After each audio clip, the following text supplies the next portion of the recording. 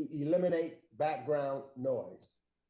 I see that we have a quorum, and I now recognize myself for opening remarks. Pursuant to the notice, we meet today to hear from distinguished witnesses to examine the February 1st coup in Burma and the Burmese military's violent response to pro-democracy protesters demonstrating against the military's undoing of the election and the will of the people. The coup has resulted in an ongoing crisis in Burma that has claimed the lives of hundreds of peaceful protesters. On February 1st, Burma's military, the Tatmadaw, seized control of the union government, detained democratically elected political leaders, including its president, Win Myint, and Aung San Suu Kyi, reversing years of reform and upending Burma's fragile transition to democracy. As we often see in the face of injustice, and an informal and leaderless civil disobedience movement has emerged to protest the military's power grab. Almost immediately after the coup, the Burmese people took to the streets in historic numbers to express opposition to the coup and support for democracy. The military responded with brutal force. The military has suppressed the fundamental freedoms of expression, assembly, association, and the press in an effort to silence the Burmese people's desire for democracy. But we shouldn't be surprised by these actions. We've known for years who the Tatmadaw are. They showed us before the democratic opening in 2015, and again in 2017, when they led a genocide against the Rohingya people, and now in 2021 with the coup and their response to popular opposition to it. The military has again turned on its citizens, responding to protests with senseless and brutal violence. Thousands have been beaten or injured. More than 750 people have been killed, and over 3,400 have been detained nationwide since the coup began. The junta's indiscriminate and lethal violence has even claimed the lives of more than 50 children, the youngest being just 6 years old, a girl killed in front of her father during a raid on their home in the city of Mandalay. In response to the military subversions of Burma's elected government and democratic transition, some lawmakers formed the committee representing Pidangsu Luta, or the CRPH, to restore democratically elected civilian rule. Working with leaders from the civil disobedience movement and Burma's ethnic communities, the CRPH recently formed a national unity government to represent the will of the Burmese people, who have persevered through the military's brutality and finding ever more creative ways to resist its rule. To support the efforts of the Burmese people, the United States has already taken action to reprimand and pressure the Tatmadaw, and we've done this through working with partners in other like-minded countries, and through the implementation of sanctions, including on the Burmese military leaders who directed the coup and on military-owned conglomerates, in addition to placing export control restrictions on Burma and freezing roughly $1 billion in assets. This very body also passed legislation to empower and protect the Burmese people, and we continue to work with partners around the world to build a more unified response to the coup. My time in Congress has taught me that nothing we do alone will ever be as effective as the coordinated action that we take alongside like-minded partners. It is critical that we unleash Burma neighbors and the ASEAN and our partners and allies around the world to place additional pressure on the military junta. We must send a clear message that we stand in solidarity with the Burmese people. I look forward to hearing our witnesses speak on the ongoing crisis in Burma so that we can better understand the situation on the ground, determine what additional steps might need to be taken by the United States government to pressure the Burmese military to immediately cease its repression and violence and secure the release of all detained political leaders and activists. This is indeed a challenging time for the people of Burma, who have seen far too much violence and oppression. Now, as a new generation of Burmese look to the world for hope, we must answer their call and support their campaign for dignity, democracy, and freedom. Let me now recognize my friend, the ranking member, Mr. McCall of Texas, for any remarks he might have.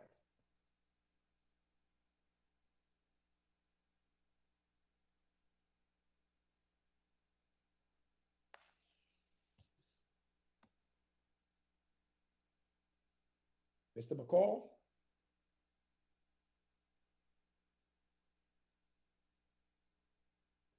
Okay, can you hear me now, Mr. Chairman? Now I hear you. We just had a little technical glitch, but I want to thank you for calling this important hearing today and staying on focus on Burma and these horrific acts in the aftermath of the latest coup. This committee's always stood with the Burmese people in their struggle to free themselves from military rule, to protect their human rights, and to secure democracy. I'm grateful that we've continued that spirit of bipartisanship by passing multiple pieces of legislation already this year.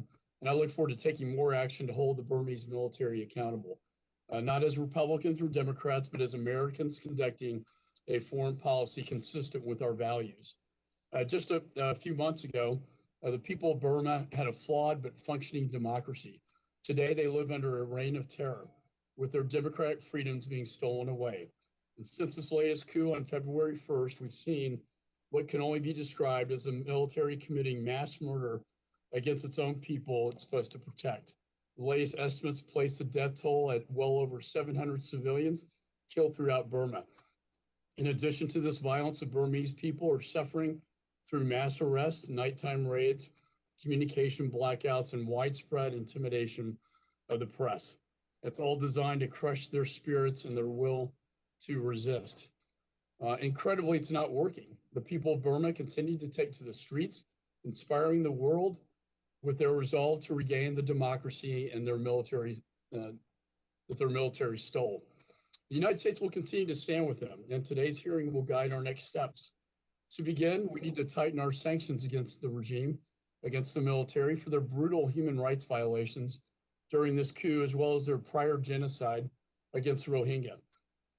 In addition, if we want to achieve any meaningful purpose at the United Nations, we need to understand the motivations of Russia, which is drawing closer to the Burmese military. And we need to understand the motivations of the Chinese Communist Party, which wants to extend its Belt and Road Initiative through Burma to the Indian Ocean.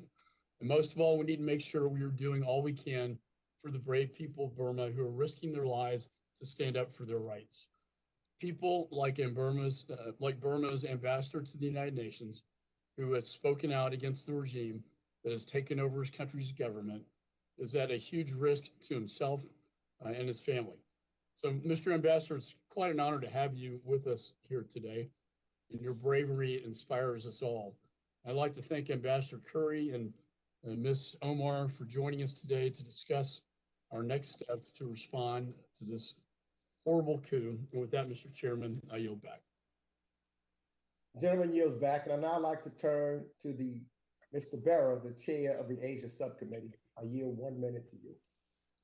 Thank you, Mr. Chairman, and to the ranking member for holding this incredibly important hearing. I'll keep my comment short. I'm proud of the work that we've done in a bipartisan way, both on the subcommittee as well as the full committee, and in a bicameral way, as well as the steps that the Biden administration has taken, both to implement sanctions on the military, but also to show support for the Burmese people. And now that this coup's gone from days to weeks to months, the resolve of the Burmese people is something to be admired. You know, up to 90% of the country is on a general strike, shutting things down, sending a clear message that the Burmese people don't want to backslide on this coup. Everything we can do as a committee and as a country and internationally to support the Burmese people and their rights and their freedoms is something that we ought to be doing. So again, thank you for hosting this hearing. The message to the Burmese people is the American people and the American Congress are with you. Thank you, and I'll yield back. Thank you. The gentleman back. I now yield 1 minute to the ranking member, Mr. Shabbat, for 1 minute. Thank you, Mr. Chairman. As the current ranking member of the Asia and Pacific Subcommittee, And having chaired that committee several Congresses back, I've followed events in Burma very closely for quite a few years now. And the February 1st coup was a shameless assault on Burma's fledgling democracy that once again demonstrated to the world who really runs that country, and that's the Tatmadaw, the military. This time around, though, the people of Burma have courageously rejected the coup and are demanding their God-given right to freedom and self-government as they continue to face barbaric suppression by the military. And the situation keeps getting darker as the Tatmadaw arrests, tortures, murders more innocent people every day. In light of this, the Biden administration must rally international support for a tougher response against the Tatmadaw.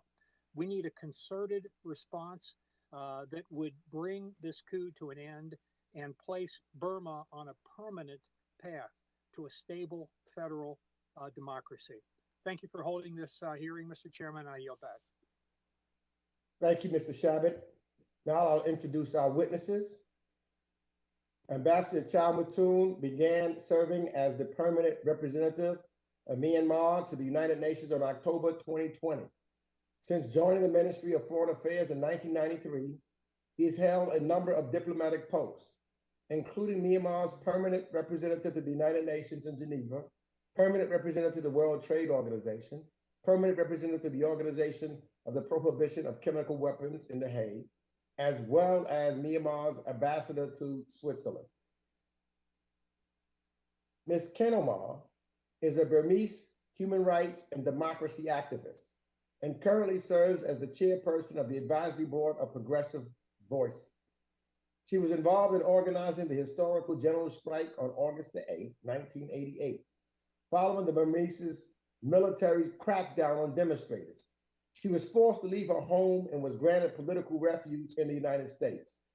She has continued to campaign for democracy in Burma internationally and regionally as the founder of a number of civil society organizations, including Women's League of Burma, Burma Partnership, and Progressive Voice.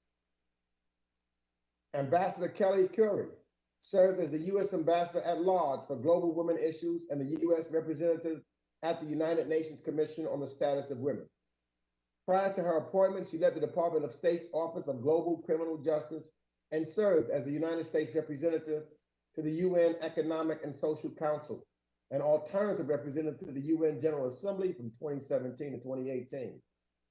Throughout her career in foreign policy, Ambassador Currie has specialized in human rights, political reform, development, and humanitarian issues with a focus on the Asia-Pacific region.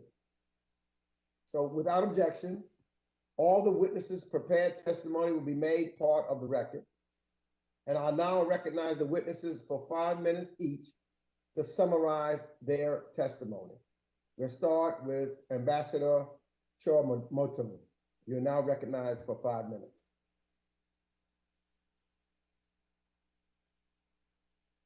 Thank you, Mr. Chair, ranking members of the committee. Good afternoon, Minglawa. I thank you all for holding this important hearing on the serious situation of my country, and thank for all the strong, encouraging remarks. Due to time constraint, I will be delivering the shorter version of my statement, and the full version has been submitted to the esteemed committee. I will focus more on what action the United States should take. Mr. Chair, the situation in Myanmar is indeed an unfolding tragedy that continues to escalate over time. The people of Myanmar are seriously suffering from the military brutality and inhumane act day and night. Fear tends to be the order of the day, and we all are living under fear. The free and fair general elections were successfully held on 8 November 2020, which is a significant milestone in our history. The NLD won the landslide victory at the elections. To the ignorance of the people's desire, the military staged a coup on 1st February and lawfully detained the state councillor, the president, other leaders, and the parliamentarians, as well as civil activists. In wake of the military coup, millions of people came out on the streets to protest against the military. Subsequently, the military terrorist group has cracked down the peaceful protests in a brutal and inhumane manner and committed serious human rights violations, including brutal killing, arbitrary arrests, and torture. More than 750 civilians have already been murdered by the military. Majority of victims are young people who are the future of the country. They even kill children as young as 6-year-old. The people of Myanmar are resilient and unprecedentedly united in fighting against the military, in calling for release of all unlawful detainees, for return of the state power to the people, and for restoration of democracy, and for building a federal democratic union. The three pillars, namely the peaceful protest, CDM, and CRPH are working hand in hand in this regard. Federal Democracy Charter was announced on 31st March with the ultimate goal of drafting a new federal constitution. The charter outlines an 8-step political roadmap towards building a new federal democratic union of Myanmar. Accordingly, NUG was formed by the CRPH. The formation of the NUG was overwhelmingly welcomed by the people of Myanmar. In line with the people's will, the international community's recognition and engagement with the NUG is a critical step to take, and it could pave the way to end the violence, to save lives of innocent civilians, and protect them from the military brutal and inhumane acts, to restore democracy in Myanmar and provide humanitarian assistance to the people in need. Mr. Chair, I wish to stress that Myanmar is not just witnessing another major setback to democracy, but also the crisis is threatening the regional peace and security. In line with the principle that a state has the responsibility to protect its own people from crimes against humanity, the NUG, together with the people, have taken all possible ways and means to defend our own people from the military's inhumane and brutal acts. We urge the international community to adhere to the principle and to take the responsibility to protect the people of Myanmar from the possible crimes against humanity committed by the military terrorist group. Taking this opportunity on behalf of the NUG and the people of Myanmar, I would like to thank the United States for your continued support. However, we need the United States to take a decisive leadership role in helping resolve the Myanmar crisis. On behalf of the NUG and people of Myanmar, I wish to appeal to you and the House of Representatives as follows. To save lives of innocent civilians, protection should be immediately extended to the people of Myanmar. Humanitarian assistance should be urgently provided to the people in need. Necessary shelters should be provided to those seeking refuge in neighboring countries and as well. No-fly zones should be declared in relevant areas in Myanmar. Global arms embargo should be imposed immediately. Targeted, coordinated, and tougher sanctions should be applied against the military. Nyawari Bank, Inwa Bank, MFTV, and MOGE should be immediately added in the targeted sanction list. Bank accounts associated with the military and their members should be frozen, and financial inflow into the military regime and its associates should be cut off immediately. Foreign direct investment should be suspended, and UG should be recognized as a legitimate government. Any visa should not be issued to any diplomats appointed by State Administrative Council. And UG should be allowed to use the Myanmar funds put in freeze in the US for benefit of the people of Myanmar. In conclusion, Mr. Chair, we are confident that ending the murderous military regime will pave a way to finding sustainable solutions to the challenges we face related to effective protection and promotions of rights of ethnic, religious, and all other minorities and equality for all. The people of Myanmar are resolute to achieve these goals. Time is of the essence for the people of Myanmar who feel helpless. As such, the United States and the international community must act now, decisively in a collective, concrete, and timely manner to avoid further killing of innocent civilians and further bloodshed in Myanmar. Please do not let killing continue. Please act now. We will always remember the help and support of the United States. And thank you, Mr. Chair. Thank you, Mr. Ambassador. I now recognize Ms. Kyaw Moe for 5 minutes.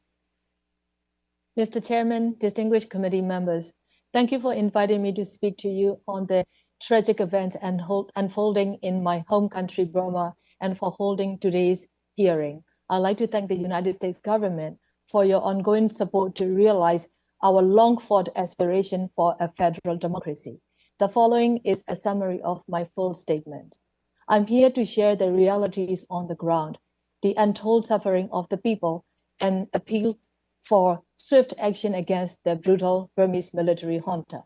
I appeal to you as a survivor of 1988's brutal coup, led by the same military responsible for today's coup, and as someone who still yearns for a true federal democracy in her homeland. In 1995, I testified before the US Senate detailing the fatal crackdowns in 1988. I come before you today, nearly 30 years later, saddened to describe yet another dark and devastating chapter in Burma's history. Mr. Chairman and members of the committee, since February 1st, millions of people from all walks of life across Burma, including police and soldiers, have come together to reject the military's unlawful coup attempt. The civil disobedience movement has effectively prevented the military from controlling the administration of government, banks, hospitals, and other sectors. We can thus say that the attempted coup is failing. In response, the junta has launched a nationwide campaign of terror, attempting to force people into submission, using any means necessary. Peaceful protests have been met with murderous and indiscriminate violence, including execution-style killings and the use of heavy military weaponry. The deadliest single day of bloodshed occurred on March 27, with the mass murder of 169 unarmed civilians. Every day, the violence and death continue. At least 766 people been killed and over 4,600 arbitrarily arrested. All of this is conducted with complete impunity. The junta has also enacted new laws to criminalize protesters, including sentencing 19 protesters to death. They are also deliberately destroying the evidence of their crimes, such as by removing bullets from those they have killed before stitching them back together. Often, cash is demanded from the victim's family in exchange for the bodies to be returned. And they're not just taking lives, they are destroying houses, private property, and food stores at random, and robbing people of their cell phones, computers, and motorcycles. Torture and beatings in detention are commonplace, with no access to legal representation or contact with families. For women and LGBTIQ, the situation is far worse, with reports of rape, sexual violence, and psychological abuse. Sexual and gender-based violence has long been used by the Burma military as a weapon of war against ethnic nationalities to terrorize them into submission. They have murdered at least 51 children, including those in their homes and playing in the streets. Abduction and torture of family members, including children as young as 2, are increasing. Since the end of March, they've launched airstrikes in Karen and Kachin states. In the last week of April alone, there were 68 airstrikes. This has led to the displacement of over 45,000 people and killing of at least 20. Furthermore, people are fleeing into ethnic areas, exacerbating a humanitarian crisis that was already teetering towards catastrophe before the coup. The UN warns of a slow-burning food crisis. Severe restrictions on freedom of movement and information being imposed, including nationwide internet cuts and declaration of martial law in some townships, sending Burma back into darkness. Mr. Chairman, in spite of such brute force and violence, the people of Burma continue with their daily protest, standing firm in their defiance against this illegitimate military junta and in their support of their legitimate government, the National Unity Government. They ask for the international community, including this legislative body, to do all they can to recognize and support the NUG. I appeal to this Congress and the Biden administration to stop the flow of oil and gas revenues from Chevron to this unlawful military junta, impose a comprehensive embargo on the transfer or sale of military arms and equipment, including dual-use goods, continue to impose and enforce targeted sanctions aimed at the military and their business interest, and support efforts to hold the military to account under international law for their atrocity crimes, including for the Rohingya genocide in 2017. Mr. Chairman, I'd like to once again thank you and the members of the committee for allowing me to testify today. I'll close my statement with this. Today's violence and atrocities are only possible because of a lack of accountability for the past crimes. There can be no democratic and peaceful Burma unless this military is held to account and placed under total civilian control. I've spent the past 32 years trying to bring about democratic change in Burma. I'll continue to fight for the people. But drawing on my decades of experience, I know that the people of Burma need concrete actions from you and the broader international community. There's this unprecedented window of opportunity that the people of Burma, so many of them young, have created by sacrificing their lives to topple this military junta once and for all. We must not allow it to slip through our fingers. I look forward to your concrete and swift action and answering your questions today. Thank you very much. Thank you, Ms. Kyaw Moe. I now recognize Ambassador Curry for 5 minutes. Thank you, Chairman Meeks, Ranking Member McCall, and the rest of the committee for the opportunity to appear before you today with my distinguished co-panelists. In the midst of all the devastation and cruelty that you've heard about from the previous speakers, Burma's Spring Revolution has actually been characterized by this incredible optimism, creativity, public spiritedness, and this amazing inclusiveness that's largely been lacking in previous movements. And it's this dynamic that I want to speak to a little bit today, because the way that the CDM and protest movements have cut across class, geographic, ethnic, religious, and generational distinctions in unprecedented ways gives me a lot of hope for where things are actually headed if we can break the circuit on violence that's currently accelerating across the country. The ethnic nationalities and women who have played increasingly critical and leadership roles in this movement have opened up long suppressed dialogues on key societal issues. At the same time, they're fighting a military junta. This is really unprecedented. And it's this increased awareness of and empathy for the situation of the ethnic people among the majority Burma protesters that's one of the most important features of what is happening today, and one that I think we need to look at as a critical element going forward as we analyze our own policy prescriptions. You've heard from my colleagues about the unprecedented combination of persistent nationwide protests and non-participation through the civil disobedience movement, and how this has tested the junta's ability to retain effective control of the country. And I think this is also important, especially as we look at what the young people are doing, how their savvy digital native kind of behavior has allowed the whole movement to stay a half step ahead of the junta as they've cut off internet access and tried to censor content. Instead, these groups have been able to keep the content flowing into the global and regional media, and they've been really connected with regional activists and into the Milk Tea Alliance, and have been part of this very creative regional network that is another thing that we can build on with our own policy approaches.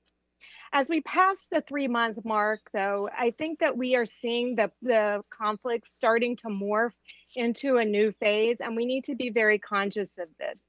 In recent weeks, as my colleagues mentioned, we've seen this effort by the democratic and ethnic nationality forces to come together to disavow the military drafted 2008 Constitution, to issue a new federal democratic charter, to appoint a new national unity government that is among the most diverse cabinet in the country's history. There's also a lot of anecdotal evidence, however, that young people are giving up on nonviolent struggle and are joining up with the ethnic armed organizations with the intent to form the basis of a new federal army to support the national unity government. And the national unity government itself has been very open about its intentions there and what they want to do.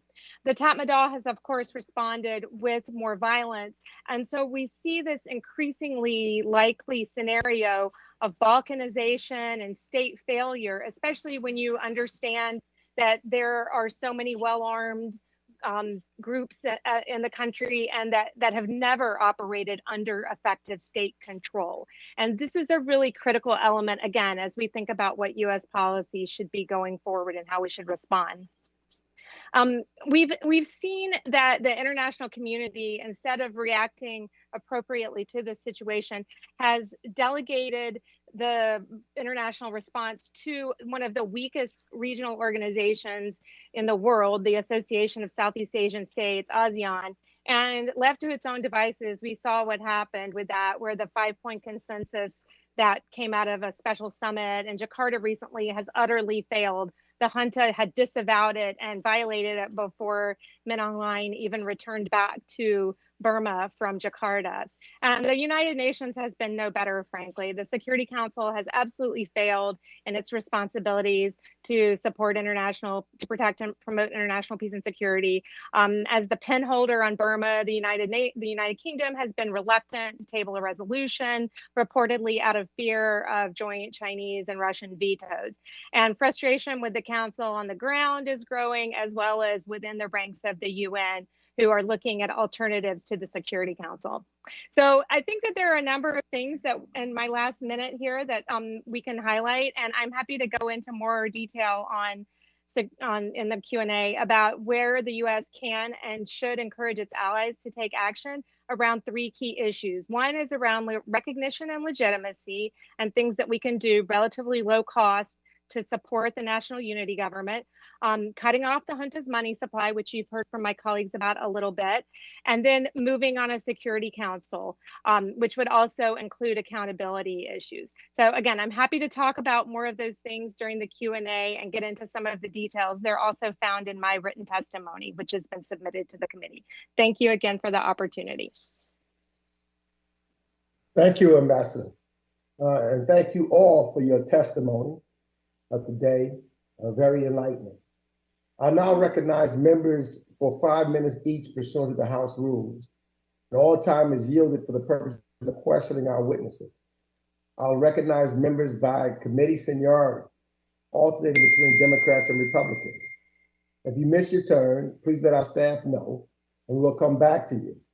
If you seek recognition, you must unmute your microphone and address the chair verbally, and identify yourself so that we know who is speaking. I will start by recognizing myself for 5 minutes. Let me start with Ambassador Kyaw Moe Tun.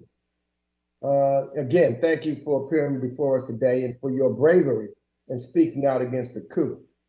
And I'd like to ask you about the national unity government and how representative is it for the vast diversity of your country.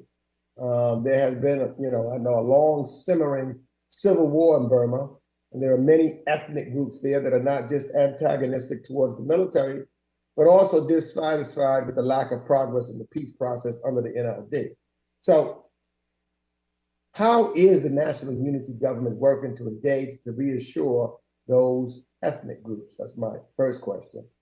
And secondly, then what vision does the CRPH and the national unity government have for the ethnic unity in Burma?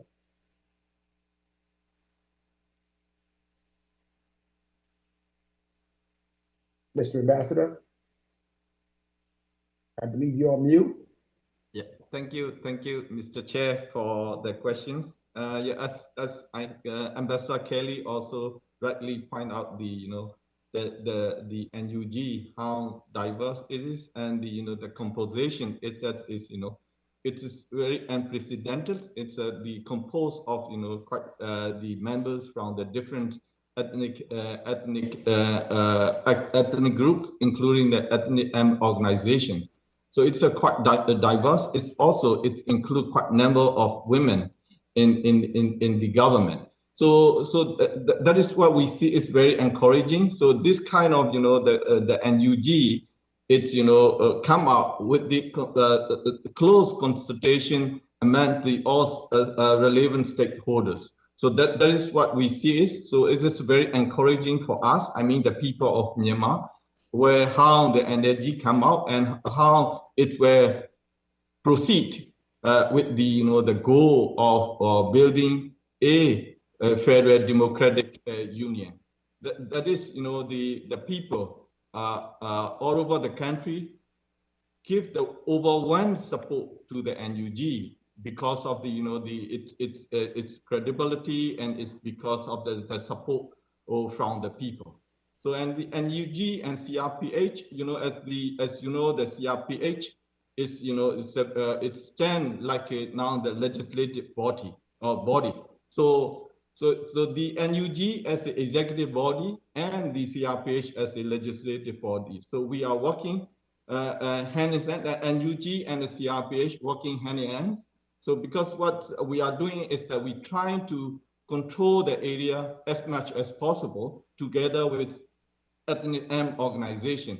You may notice that lately there are the fight between the ethnic organization and the military, the terrorist group.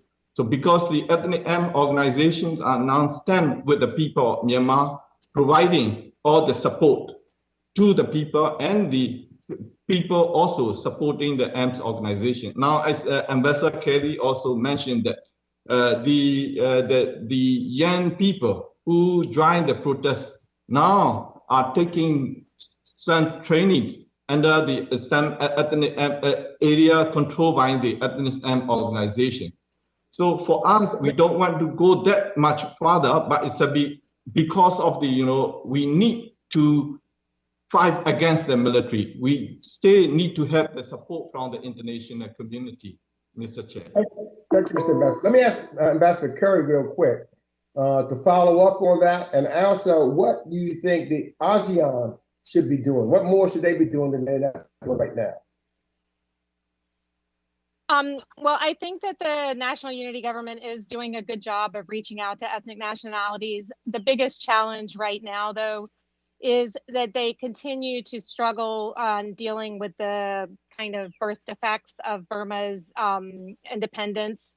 And it's a very complicated dynamic around who has status as a recognized ethnic nationality. And it gets into a lot of very difficult issues. This is where the Rohingya, for instance, fall into a gap and have been able to, and have been subject to deep discrimination as a result.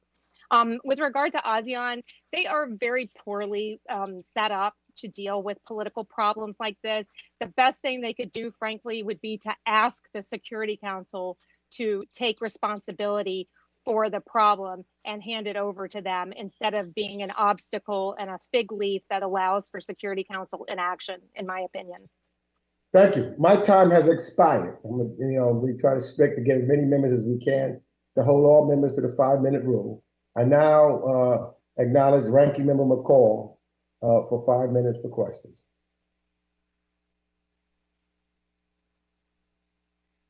Have to unmute, Mr. McCall.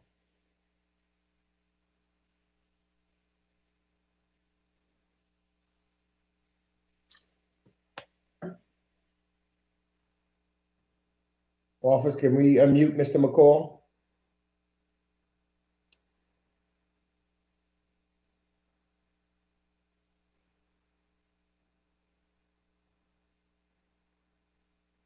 Mr. Chair, the next member is Mr. Shabbat. Mr. McCall had to drop off for a moment. Very good. Mr. Shabbat, you're now recognized for 5 minutes. Thank you very much. I'll start with Ambassador Curry, if I could. Ambassador, you mentioned that the UN has basically totally failed in its effort, and my thinking when you mentioned that was, so what else is new? But since February, Beijing and Moscow have blocked international efforts to restore stability in Burma, including blocking UN Security Council statement condemning the coup before eventually agreeing to a more limited statement that did not use the word coup. How can the U.S. work with other nations on the Security Council, including India and Vietnam, for example, to coax China and Russia into being more helpful? Although, as we know, that experience can be about as frustrating as anything on this globe, trying to get them to cooperate constructively on virtually anything. But I'd love to hear what you have to say, Madam Ambassador. Thank you, Mr. Shabbat, and thank you for your historic leadership on Burma. It's deeply appreciated. In my experience working in the Security Council, China hates to be isolated. Russia doesn't. Russia's more tolerant of it and a little bit more risk tolerant and more of a chaos agent. But the Chinese have a lot of vested interests on the ground in Burma. And I think that to say that they've been blocking something is a little bit of a mischaracterization. The UK and the US and the other so-called like-minded countries haven't really tried to drag things out into the open and force the issue in a way that would force the Chinese to make choices that they currently are avoiding making and are very happy to avoid making.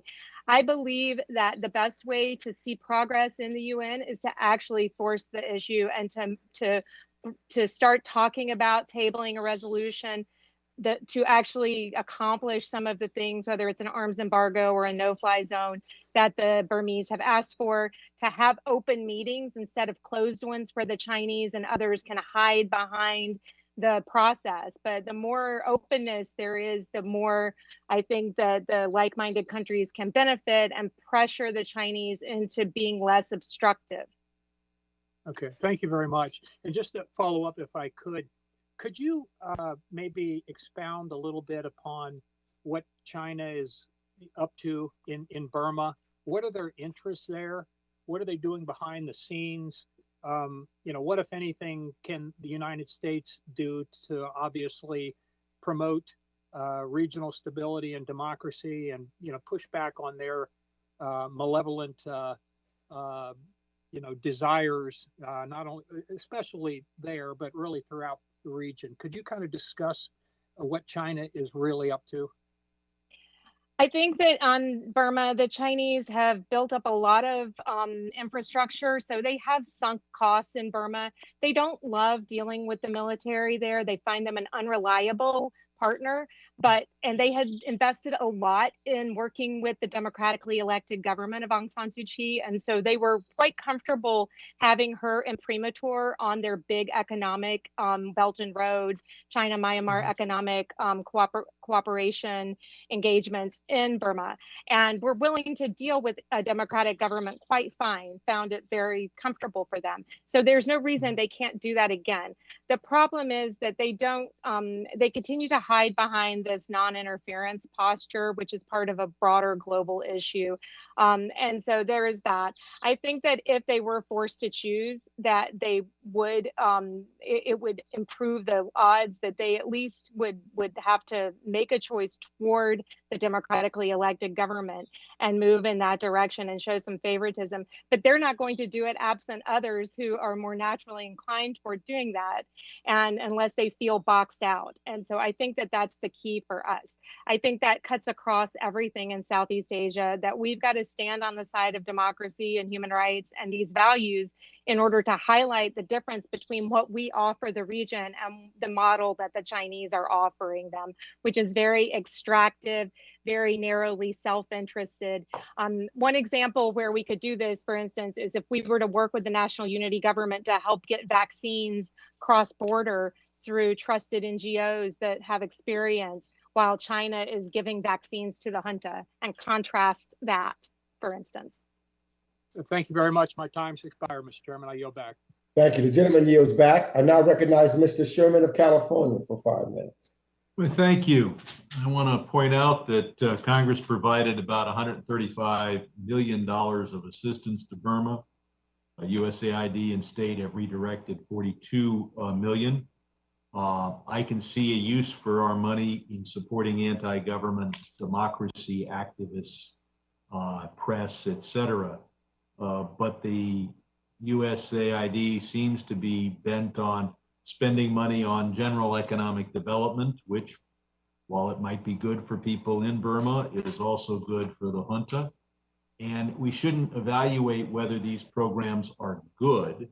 Some of them help people in need, but whether they're the best use for American foreign aid dollars, which could instead go to help India deal with COVID-19, allow us to do even more, and we're doing a lot, but do more for the Rohingya refugees, or support political engagement in Nigeria, or election observation in Benin, or a host of other issues that would be a better use than strengthening the economy of a country that is right now run by the junta. I want to focus on the Rohingya. Last month, we saw the formation of this national unity government, which has said it will deliver justice for our Rohingya brothers and sisters. But it's a council of 27 people, none of whom are Rohingya. And so I know Your Excellency, Mr. Tun is not officially part of the national unity government, but I want to give him an opportunity. Should they add a 28th member to the council to represent the Rohingya community? And is it important for this national unity government to declare that they will give citizenship documents to all Rohingya who were born in Burma or in the refugee camps?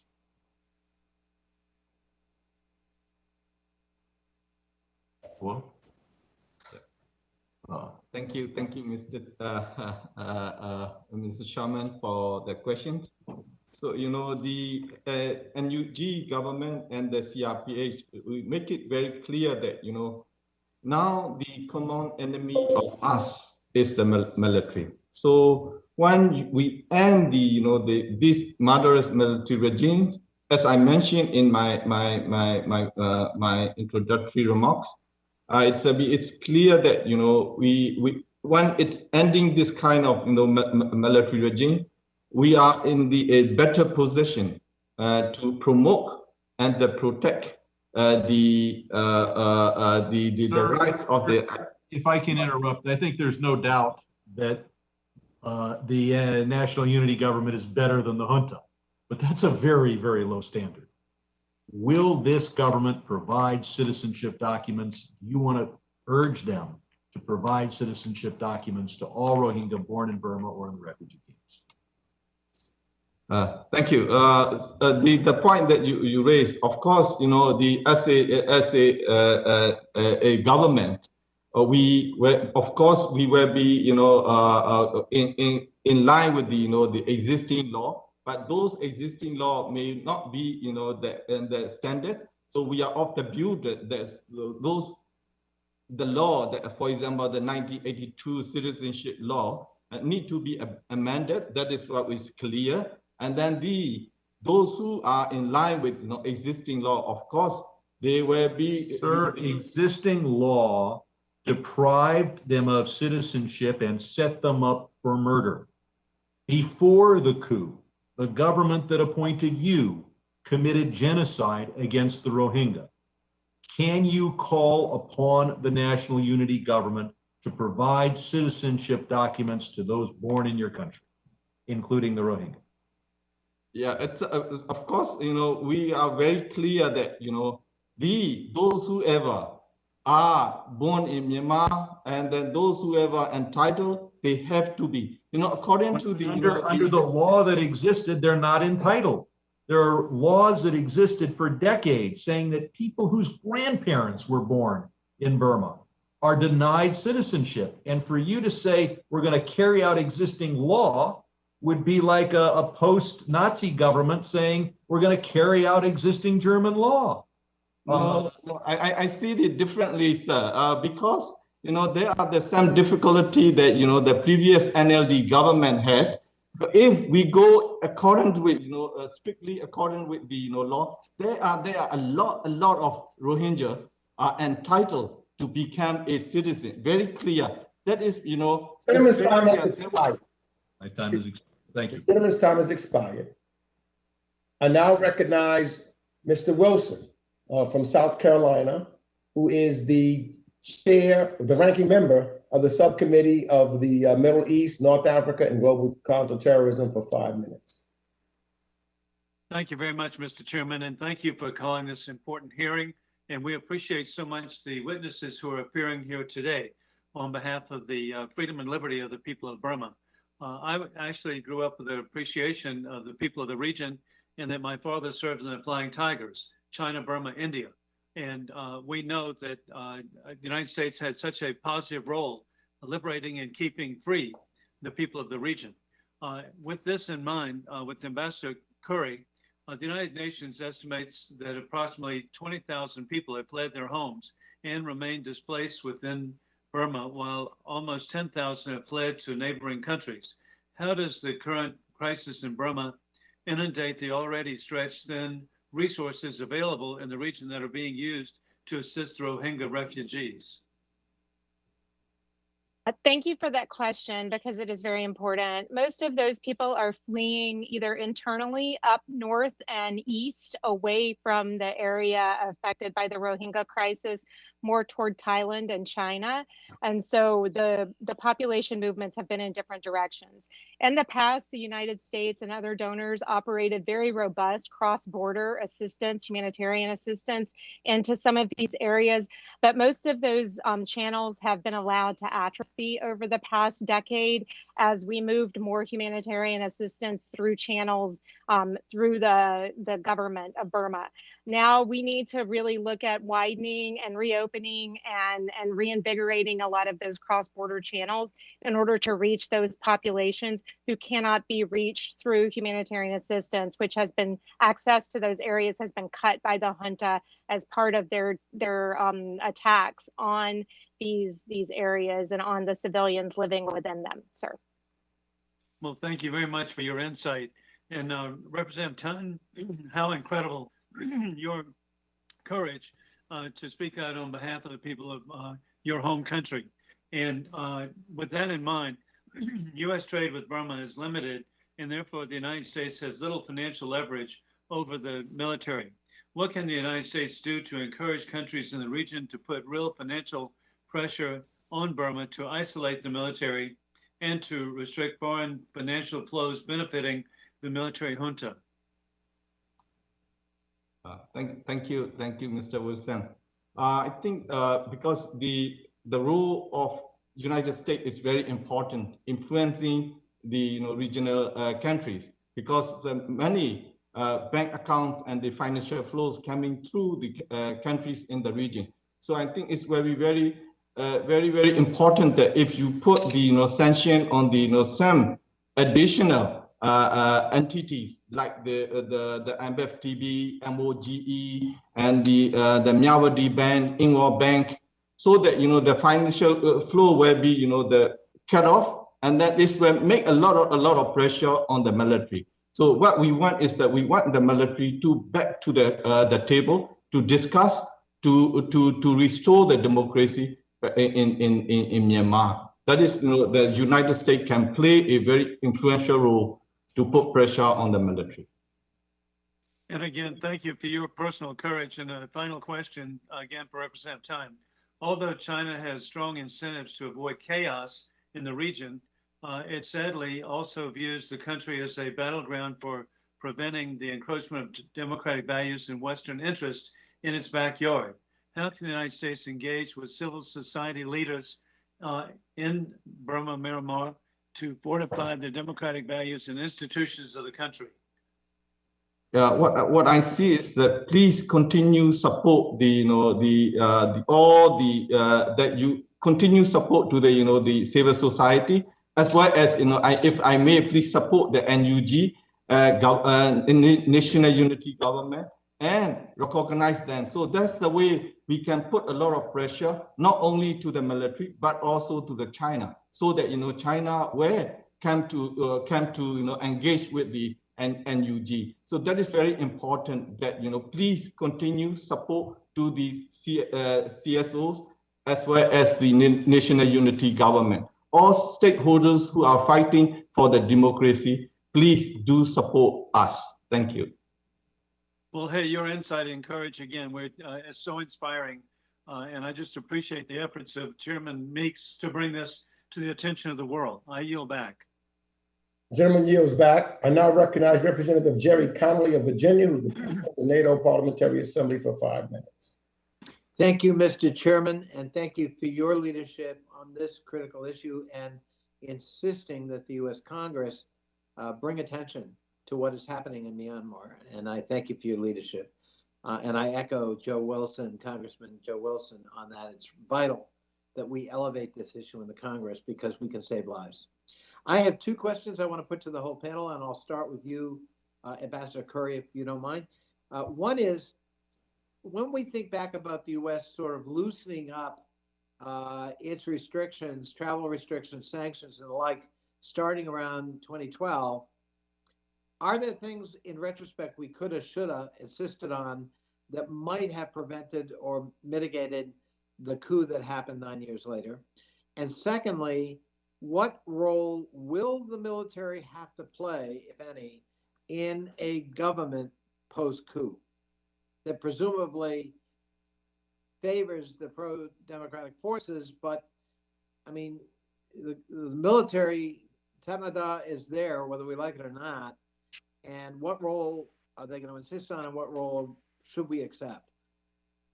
And if I could put that question to all 3 of you and start with you, Madam Ambassador.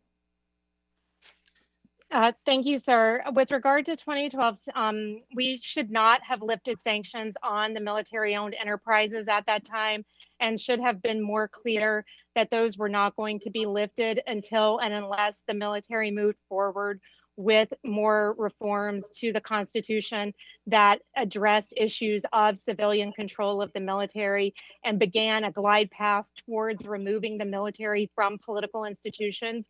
I don't think anybody in the democratic forces, at least not prior to February, would have advocated for the dissolution of the Tatmadaw, but that it should be under democratic control, under democratic civilian control in a democracy is kind of a sine qua non, and it never happened. And that was a mistake for the international community not to insist that that be part of the package. And so I think that also gets to the role that the Tatmadaw should play in a democratic federal union, is that it needs to be reformed. It needs to be heavily reformed, including by changing its force posture, its makeup, its structure, and most critically, putting it under legitimate and seriously strong civilian controls. Over. Yeah, because it's culturally, isn't it? They've created a culture that's entirely separate from the rest of the country. What could go wrong with that? Thank you. Mr. Ambassador, those 2 questions. And then Ken Omar. Thank you, Mr. Connolly. I think it is very important that, our aim is to end the military regime. The military should not be in politics, should not be in economy no longer. That's the way we can bring the military under the civilian government. Otherwise, it's where, this vicious cycle we were faced, again and again. So this is the time that we have to make it or not. We have to do or die. This is the time that we have to do it. So within the country, we have the full strength. But at the same time, we need help from the international community, especially like the country like United States. We need a lot of help from you. Please continue put pressure on the military, whatever way that we can. Our top priority now is saving lives of innocent civilians, and then also the providing humanitarian system at this point. And then once the federal democratic union formed and the federal army were established, then the military has to be under the civilian government. That is what Thank you. Thank you, Mr. Ambassador. And I want to give Ms. Omar a chance to respond as well. Thank you, Congressman Connolly. To respond to your question on the whether the restrictions, the sanctions in 2012, whether it was in responding to your question, I want to recall my conversations and meetings with the officials from the State Department at that time. that I was actually appealing to the State Department not to let go of all of these measures, because we know so well of how this military mindset is, and we don't have the confidence enough in that. Yes, of course, there were cautious optimism, but also we know that we cannot be confident enough yet. So I was actually appealing to the State Department to have the plan B and also go through step-by-step calculations of lifting of the measures depending on what are we getting from this the military guided quote unquote civil disciplined democracy. So I think it was quite too early to have lifted all of those measures. So I would like to respond for this question. But coming to the question on what do we do with this military, you're right. Of course, the military will be there, but I think we need to ensure that they go back to the barracks and the civilian control. But also, most importantly, we need to address the transitional justice. Without the justice and healing, we will not be able to have a way to move forward. Thank you. Thank you so much. Thank you, Mr. Chairman. Gentleman's time has expired. I now recognize Representative Scott Perry of Pennsylvania for 5 minutes. Hey, thanks, Mr. Chairman. I don't know how my there, but good to see everybody. Ambassador Curry, I got to tell you, I look at this situation in Burma, and I'm not sure what the best position for the United States to be. I mean, obviously, we don't support the junta or the coup, but Suu Kyi, of course, was no friend of the Rohingyas, and most of us in this committee, if not all of us, voted to characterize that as a genocide against the Rohingya. I don't know if the administration has taken that up yet or plans to, but it doesn't seem like a great outcome. I mean, the Chinese military, I think, is probably sending arms to the military right there to oppress the people. And even if it were to work out with Suu Kyi, it wouldn't work out for the Rohingya. So maybe my question, first of all, my question would be, at a minimum, why wouldn't we sanction the state-owned the energy company there? I think it's MOE or something like that. And then next would be, what can the United States do unilaterally to advance our efforts in Burma vis-a-vis China? How about those two questions? So I do agree that we should have already put sanctions on the Myanmar Oil and Gas Enterprise, MOGE, that is the main recipient of royalties and funds related to the oil and gas extractive industries in Burma. And I hope that the administration will do that soon, together with other countries, and put pressure on the multinational oil and gas industry partners that are continuing to pay royalties to the junta to put those funds into escrow accounts and keep them from going into the hands of the junta. Yes, China and Russia, of course, are selling weapons and providing some political support to the military junta, but the Chinese, above all, want stability in Burma and want an environment where they can do business and a permissive business environment for them. That is not what they have right now. So this has not exactly worked out well for them. I believe that there is a path where we need to make sure that they, we can do things as a country that put a thumb on the side of democracy, human rights, and the values that we care about as the preferred outcome here, not the ones that the Chinese care about, which are antithetical to those. And I believe that if we can work with the national unity government and the forces that have emerged that are far more progressive than what we saw from the last NLD government, to be quite frank, even, especially at the grassroots level, they're much more progressive and much more diverse and open-minded. And Kyaw Moe can speak to this more fluidly than I can, but there is an opportunity here to empower a better path for this country, but we've got to lean into it a bit more than we've been doing up to now. We've been taking a very cautious and incremental approach up to now, and there are a number of steps we can take that would help move us forward. Most of them pretty low cost and low risk, frankly. Well, I appreciate your answer, and I appreciate the caution as well. However, we've been talking about the Rohingya issue I mean, I'm actually surprised there are any Rohingya left at this point. But that having been said, what would be in the national unity government? What would be the position, or where would Suu Kyi be in such an arrangement that the United States would support? I certainly don't want to see the United States kind of go from the pan into the fire, so to speak. I would actually love to have Ken Omar answer that question, because she works a lot with these issues of how to address this problem within Burma politics. All right. Thank you.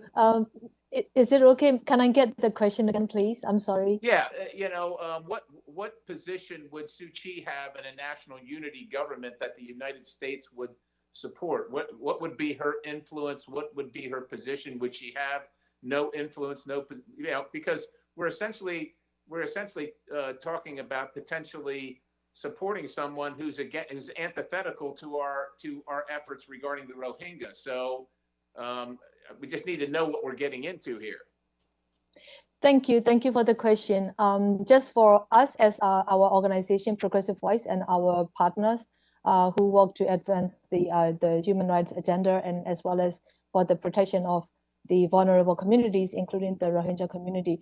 For us, we are putting forth our suggestions to the national unity government that they must actually come up with a clear policy and stand on the issue for the Rohingya peoples and the protection, and how the government will actually take on this issue without waiting for anyone like Daw Aung San Suu Kyi.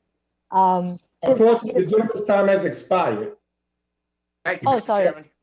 The gentleman's time has expired. I now recognize Representative Ted Deutsch of Florida, who's the chair of the subcommittee on the Middle East, North Africa, and global counterterrorism, for 5 minutes. Thanks so much, Mr. Chairman. I want to thank the witnesses for appearing before the committee today, and for the important testimony from all of you.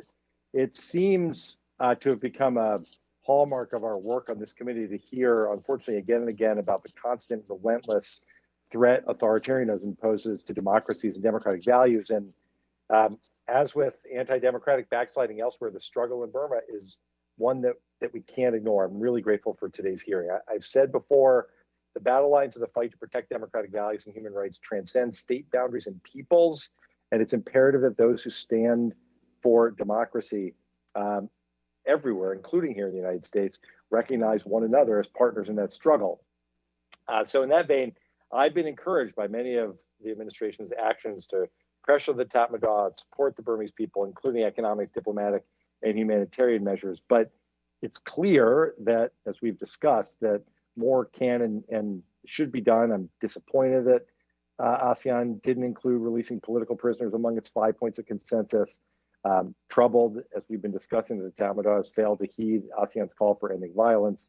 And I hope that coming out of here, there will be even greater urgency beyond this committee to resolve the crisis in Burma and fuel positive momentum behind the legitimate demands of its people, including the Rohingya community and other persecuted minorities who have suffered so much in recent years. And I want to actually talk about the ethnic minority inclusion in the resistance. And Ambassador Curry, you noted in your testimony that increased awareness of and empathy for the situation of ethnic people among Burma protesters has been one of the most remarkable and important features.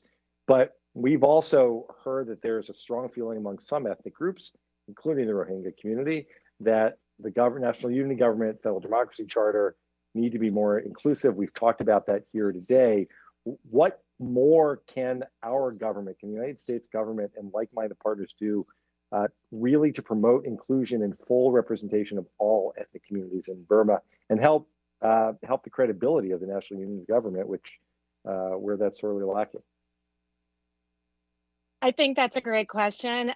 First, we can't solve this problem for the Burmese people. The solutions for it do have to come from within Burma, because these are problems that predate the founding of the country. Just as in our own country, we've had to struggle with the issues that came into our society through the founding of our country with slavery and racism and all of these things, the same challenges are there in Burma. And they've spent the past 70 years since independence more or less under authoritarian and very racist and chauvinistic governments that have not allowed any of those conversations to take place. So some of those conversations are essentially frozen in 1960 or 1950. So if you think about our own experience and where we were back at that time in our own discussions around racism, you can understand how far they have to go and how quickly they have to move to catch up to what the modern world expects from a country in terms of how it treats its ethnic nationalities and minority communities and vulnerable communities.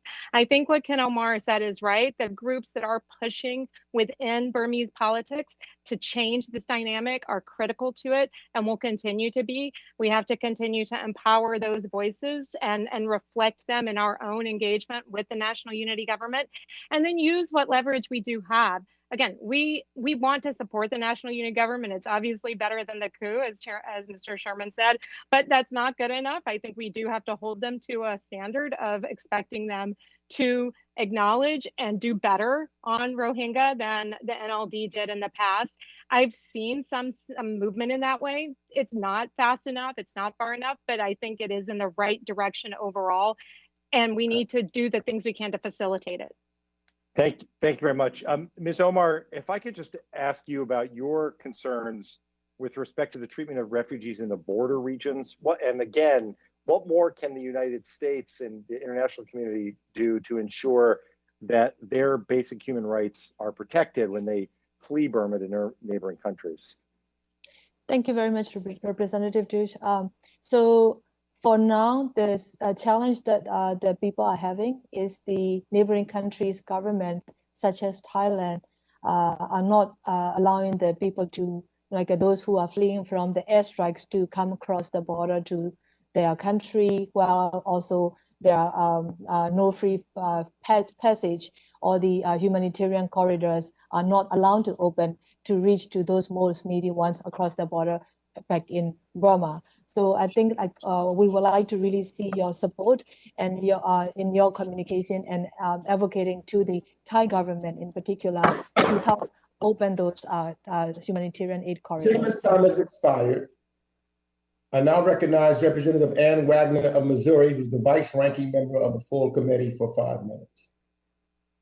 I thank you, Mr. Chairman, and thank you for organizing this very important hearing.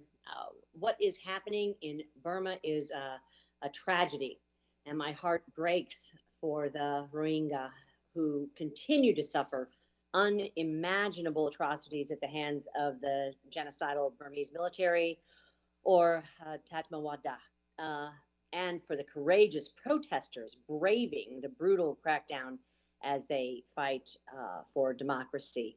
The United States must continue to support the people of Burma as they stand up to the military junta and to bring to justice those responsible for egregious human rights violations and crimes against humanity. I'm very proud that Congress has never hesitated to call the violence against Rohingya what it is: genocide. The United States has now at last recognized the Uyghur and Armenian genocides, but has not yet recognized the Rohingya genocide. Ambassador Curry, why has the United States neglected to make a formal determination on Rohingya genocide? I believe that a lot of it goes back to this kind of trade-off that we've danced around a little bit here, which is this belief that we had to protect the Burma's democratic transition, and we were trying in the past to protect Aung San Suu Kyi and not destabilize the country and promote or encourage or trigger a coup by the military. But I think the lesson we should learn from the past 4 years of refusing to call things by their right name, and you're right, it meets all the criteria for genocide, and the Yes. U.S. has done the State Department did an investigation, has compiled the data. It's all there for anybody who wants to see it. But and I think now that we've seen that trying to trade off the rights of a vulnerable minority to protect a very fragile and flawed democratic process, you end up with both getting stomped all over. And so I think that we should be true and call things by their right name. I totally agree with you. It's time. It is Agree. it is past time. The International Court of Justice, or ICJ, has ordered Burma to take action to prevent further acts of genocide as it investigates the atrocities committed against the Rohingya. Yet human rights groups report the regime continues to actively destroy evidence and engage in acts of genocide. Ambassador Curry, how should the United States lead international efforts to pressure Burma into compliance with the ICJ's order? Again, I think this is an area where we can work with the National Unity Government to set out some benchmarks for cooperation with the ICJ investigation. They are very interested in having the ICJ investigate also the post-coup activities. We've also been supporting the International Investigative Mechanism on Myanmar, the IIMM, in Geneva under UN auspices. It's headed by a wonderful American lawyer named Nick Kumjian, who does a great job and is also expanding their remit to include events since the coup. And so I think that there is an opportunity to take a more holistic look at accountability and transitional justice, as Ken Omar has said, and really bring all of these things into a rubric that allows for a meaningful conversation about accountability with the Tatmadaw, whether it's in the ICJ context, the ICC, or through other mechanisms, including local mechanisms that the NUG could start to set up themselves with support from donors. And to that point, Ms. Omar, Burma's civil society organizations have formed kind of the backbone of the opposition movement for protesting the coup, with the Tatmadaw working to isolate Burmans from the international community and resist the flow of information. How can the United States strengthen these civil society groups, Ms. Omar? Thank you. We, at this point, for the last 10 years of all of the great work our civil society partners have done on the ground, building the blocks for the democracy. Now, with this military coup, it's been very challenging. Everything that we have built seems like we're losing at the moment. So yes, we need desperate help. We desperately need your help and support. First is also, I would make it very practical, like the USAID, for example, the USAID grants can make it flexible to the civil society organizations who are losing their ground in the country to be able to have access from the cross-border, for example, which is not something that we have seen the USAID has been able to do. So we would like that kind of flexibility. Thank you. Well, thank you. My time's expired. Mr. Chairman, I yield back. Thank you. Thank you. I now recognize Representative Bill Keating of Massachusetts, who's the chair of the Subcommittee on Europe, Energy, and the Environment and Cyber, for 5 minutes. Thank you, Mr. Chairman, and I'd like to thank you and the ranking member for holding this meeting. I think my question would be directed at Kyaw Moe and maybe a secondary question to Ambassador Curry. But the Burmese military is notorious for its use of sexual and gender-based violence as a weapon of war. And it still seems to be holding true, as seen with the relentless perpetrated acts of violence by security forces against protesters. And despite this, the women that are involved in this in particular, they're risking their lives and playing a central role in this nonviolent action of protest to bring about democracy. So my question is, what's your view of the status of their involvement right now, the risks they're taking, which we're seeing so many brave women around the world in leadership roles of protests in countries like Belarus, and what can we do to support their actions in particular? Thank you, Congressman Keating. Yes, you're very right. Even compared to our time back in 1988, democracy movement, this movement have seen much more young women in particular at the forefront leading the movement. But now many of them are in prison, in detention, and also facing this sexual and gender-based violence, sexual assault. So it's very worrying for me personally. I have met so many survivors of the military rape from the different ethnic communities for the last 20 years at least. And now knowing that there are so many young women are even missing, that we don't know where they are. So it's very worrying for us to think of, like, what could have happened or will be happening. So many of them already are in hiding at the moment, and many of them fled into the ethnic areas at the moment. So, well, we need so much support also. I think the U.S. good officers, including the mission in Yangon, will be able to help support, for example, hiding places, which is the practical support that we need, and as well as also establishing the secure communications equipment. Again, that is also something that we need in order for including those young women and women in the movement to be able to access or communicate to the outside world. So these are the practical support that we need, along with the other material and financial support as well. And how important is it, hopefully in a democracy going forward, to have women included in that government and in the administration of government in the country? Being a long-term women's rights activist, I will be very practical with you. It's still a long way to go.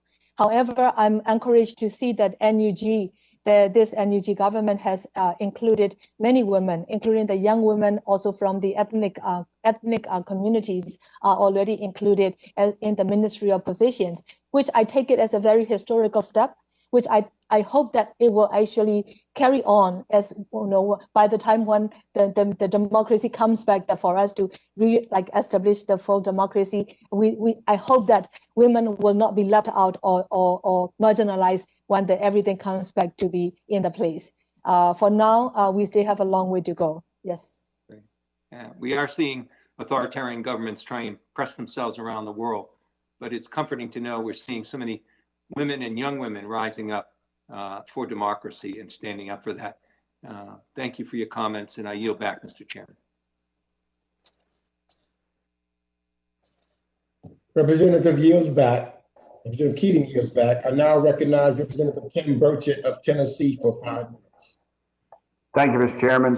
Thank you, guests. I have a couple of questions. I'll just throw it out to the panel. Does China really have a dog in this fight, or will the Chinese Communist Party simply back the side it thinks will win? I'll go ahead and take that. China definitely has had a dog in the fight in Burma since for decades, really. The Chinese Communist Party helped to create the Communist Party of Burma, armed it, and led to instability in Burma since the 60s, which is one of the reasons that there's been military government in Burma since the 60s, is because of Chinese interference in Burmese internal affairs and attempts to shape and mold the country and make it malleable.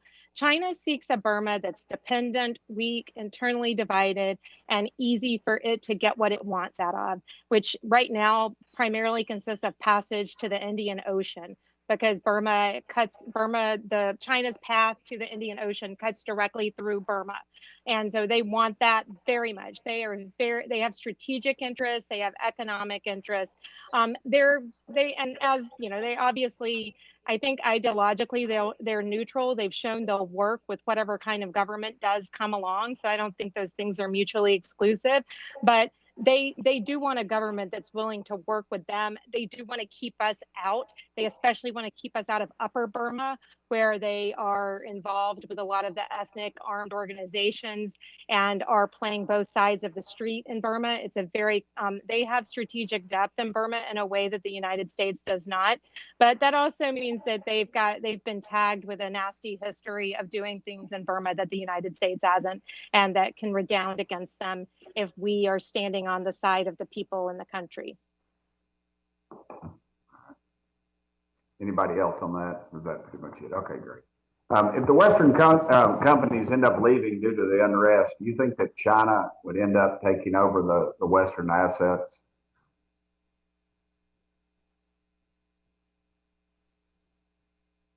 Omar, do you want to take that? Please go ahead, Kelly. Thank you. I think that, it's a possibility, but the other thing you have to remember about the Tatmadaw, we've talked a lot about what the Chinese want, but the Tatmadaw are also quite anti-Chinese themselves. They aren't, they're not just they're kind of anti-everybody. They're quite xenophobic and nationalistic. So I think that there is a limit to which they will allow Chinese incursion into the country. When they did open up the country back in 2010, it was largely because they felt they had become too dependent on China in the preceding years and they don't want to be that dependent on the Chinese again. So they will seek to retain independence of operation and they'll look for other partners, whether it's other Asian partners are more likely the Singaporeans. Even the Japanese and South Koreans have been more amenable to working with military-led governments than the United States and some of the European partners. All right.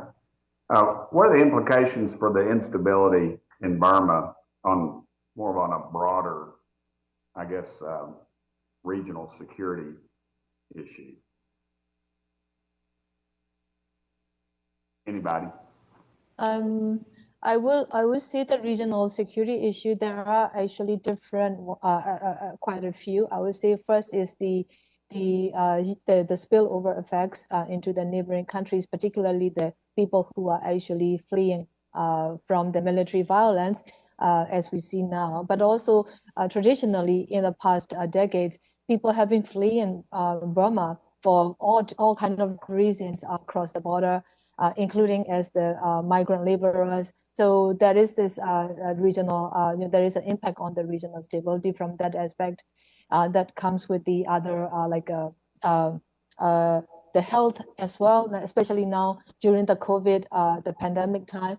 And you can imagine of how also the neighboring countries might be thinking at the moment, but the reality is Burma people really need to flee for their security. So that's one. The other is we have this drug problem where the military themselves have been involved and complicit in that, along with their militias that they have set up. And so these are also the issues that the region, especially for the ASEAN, have been dealing and need to deal with, which we feel quite frustrated that ASEAN is not able to see that they need to focus the solution for Burma based on the people instead of based on this military. Thank you. The gentleman's time has expired. Thank you, Mr. Chairman. Another excellent meeting. I now recognize Representative Ami Bera of California, who's the chair of the Subcommittee on Asia, the Pacific, Central Asia, and Non-Proliferation for 5 minutes. Thank you, Mr. Chairman. And again, thank you for this timely hearing. As I think about the resolve of the Burmese people, it's quite remarkable.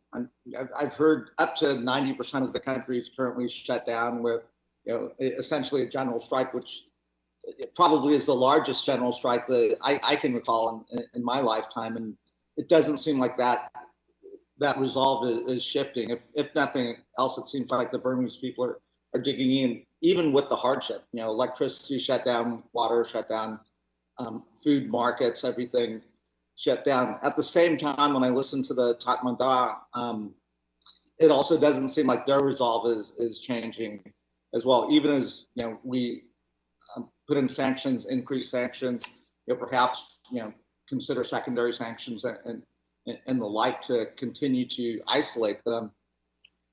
I guess a question for any of the witnesses. Within the military, the generals certainly seem to not care about what's happening to the civilians, but within the rank and file military, as they exert violence against their own fellow citizens and others, are we seeing any erosion of that and folks defecting and et cetera? Ambassador Curry. Yes, I'll take the question. Yeah. So yes, there are actually many hundreds and perhaps even a few thousands of police have joined the civil disobedience movement, as well as those from the army are also joining. We have some level, like including the police chief, for example, position, as well as those who are the captain level from the military are also joining. But of course, we're not seeing to the point of like the large scale or the large number. I think that there's a problem is also that because the military already kept them within like they are also living themselves in open prison.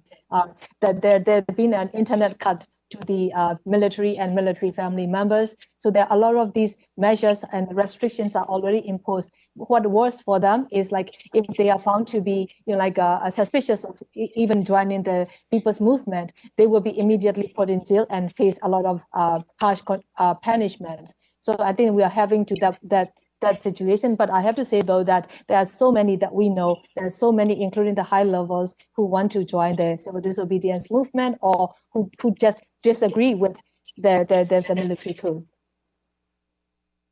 I can add to that. There have been some defections. What we're also seeing is a lack of will to fight on the front lines, because you have to remember that even before the coup, there was a civil war going on in Burma and had been since 1948.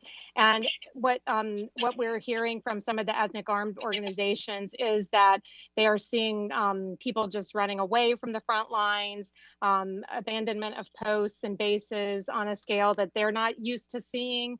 And so there is some question about whether, about order and discipline within the ranks. I think that there is a potential point of exploitation. Great. And are there any specific steps that we ought to be thinking about as Congress to again support both the people, but also I think if the rank and file start to, if the morale of the rank and file military start to erode the longer this goes on, I think then you can get to an endpoint perhaps. If Congress can authorize cross-border assistance at scale and make it very flexible so that it can be used to support deserters who leave the military, some DDR and things that are going on to demobilize people, that would be helpful, because there are groups within in the cross-border space that could carry out that mission. And I think that's something that would be helpful. The other thing that the United States can do is really make sure that we are leaning heavily on the side of the NUG and against the junta on things like, on really technical things like not giving agrément to diplomats that the junta tries to send to the United States or to other countries. We can all refuse that, and to extend visas for diplomats who are loyal and for others who are loyal to the regime, to the NUG. Thank you. The team is expired. I now recognize Representative Andy Barr of Kentucky for 5 minutes. Thank you, Mr. Chairman. And I join my colleagues in condemning the junta and the Tatmanda's military coup, the unlawful detention of the state councilor, declaration of martial law, and the human rights abuses against civil disobedience and peaceful protesters. This is clearly, obviously, a major setback for democracy in Burma. But I want to return Ambassador Curry to the important strategic implications and the considerations that we have to give to China's malign influence in the region. You did a good job painting the picture for us in terms of China's longstanding interest in Burma. But can you elaborate a little bit on what ties exist between the CCP and the Tatmadaw? And obviously, I heard your testimony that the Tatmadaw was skeptical of Chinese investment in Burma, and that Burma's prior civilian government was perhaps closer to the Chinese Communist Party. But given the current state of affairs and the coup, what inroads are the CCP making with the current military leadership? I think that the situation is never quite black and white. It's not a zero-sum game in many ways. I think that what we're seeing is that the Tatmadaw will never want to be dependent on the CCP. And the people of Burma will never accept a government that's completely dependent on the CCP. This isn't Cambodia, for instance, where you can get away with that sort of thing, like Hun Sen has been able to get away with it in Cambodia. The other thing that I think that more than democracy, the Chinese Communist Party does not want state failure at its border. It shares a border with Burma, and there are ethnic groups that straddle that border.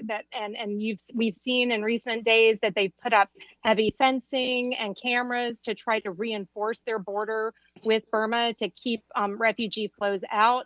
They also are cognizant that there's a lot of crime and illicit activity that goes on across that border, that it can be a vector for disease and criminality as well. If there's state failure and breakdown on the Burma side of the border, it negatively impacts China's aspirations in Southwest China to improve the economic situation in Sichuan province and in that area. So they don't want that. They will try to work this. They'll navigate the situation as best they can, and do, they'll play all sides. They have no moral compunction about working with anybody. I mean, let's be very clear. Whereas we do have a limiting principle. They don't. That's the main difference.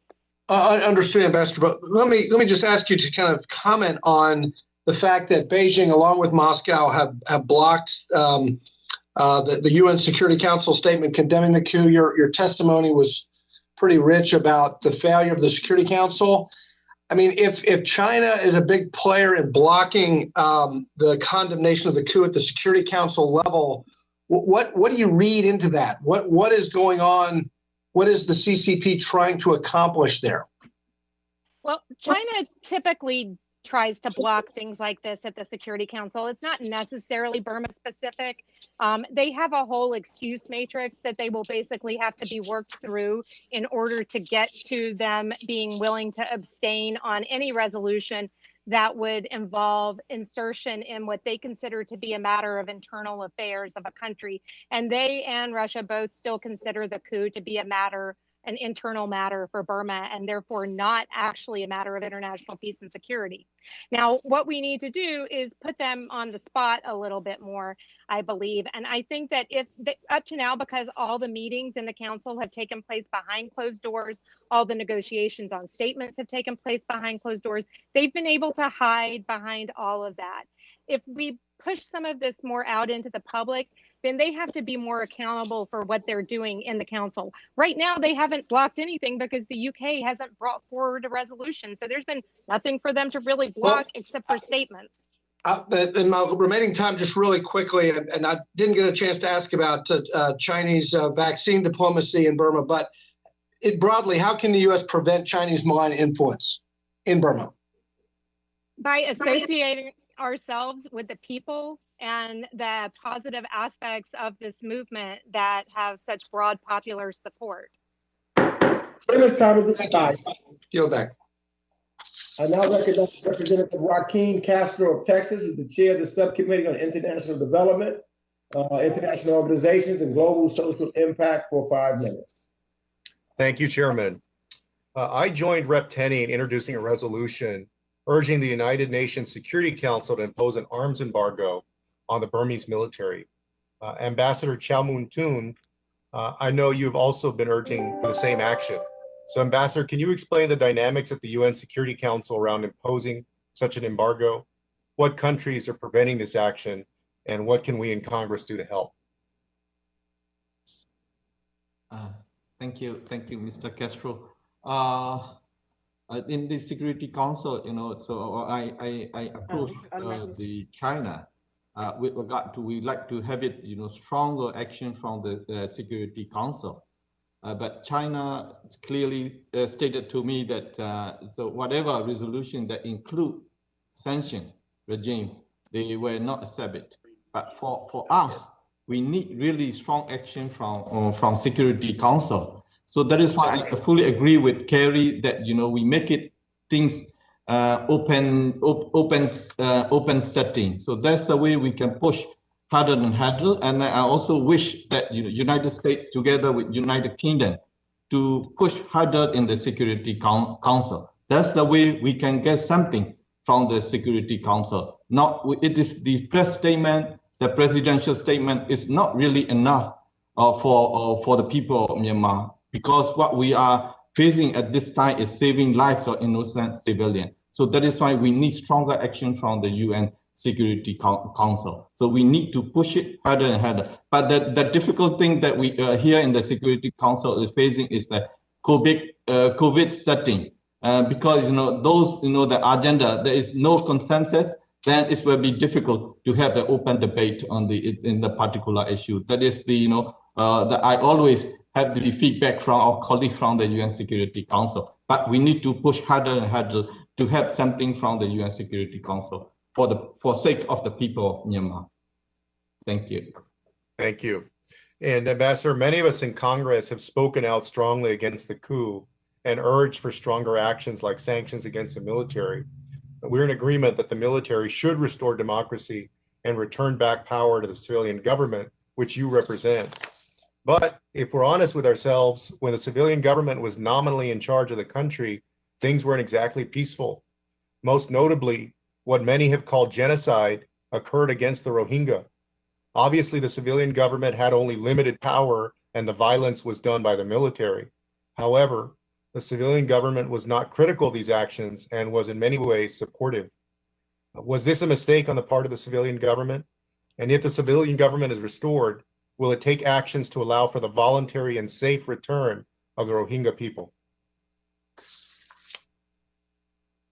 Yeah, I think our side, the NUG, is very clear that we respect the agreement, that bilateral agreement that we have with country concerned, Bangladesh, and then also we will pursue address the issue with the international norms and standards as well as human rights norms and standards. That is what we were going to pursue it. So the NUG is an interim government, so that we were going to do it once the full-blown the government is being established. So we will address the issue with the international norms and standards. So those whoever have the right, we have to respect it. So those whoever inside in the country, we have to respect it. Equality should be respected, so that those who are now in the Bangladesh side, we are always welcome them back to Myanmar. So we will definitely pursue with the agreement that we work with Bangladesh. So we welcome them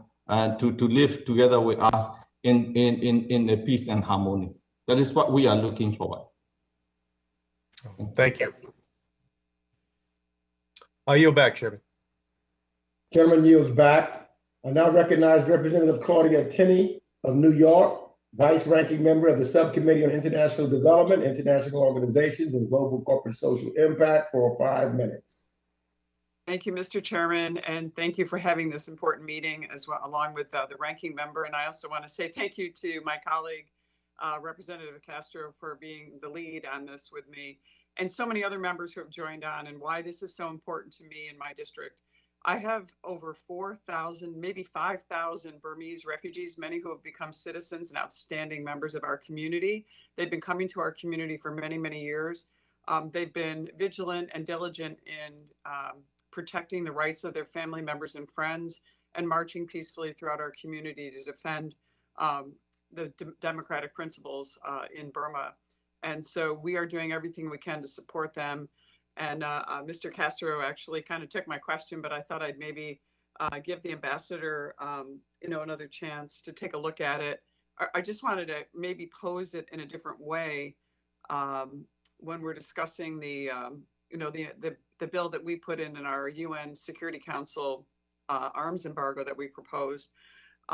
Do you think, and I know this is going to be directed to Ambassador Kyaw Moe Tun, do you think that that obviously we're going to be struggling to get this through China and through Russia because they control so much in the Security Council, and you indicated you're keeping in touch.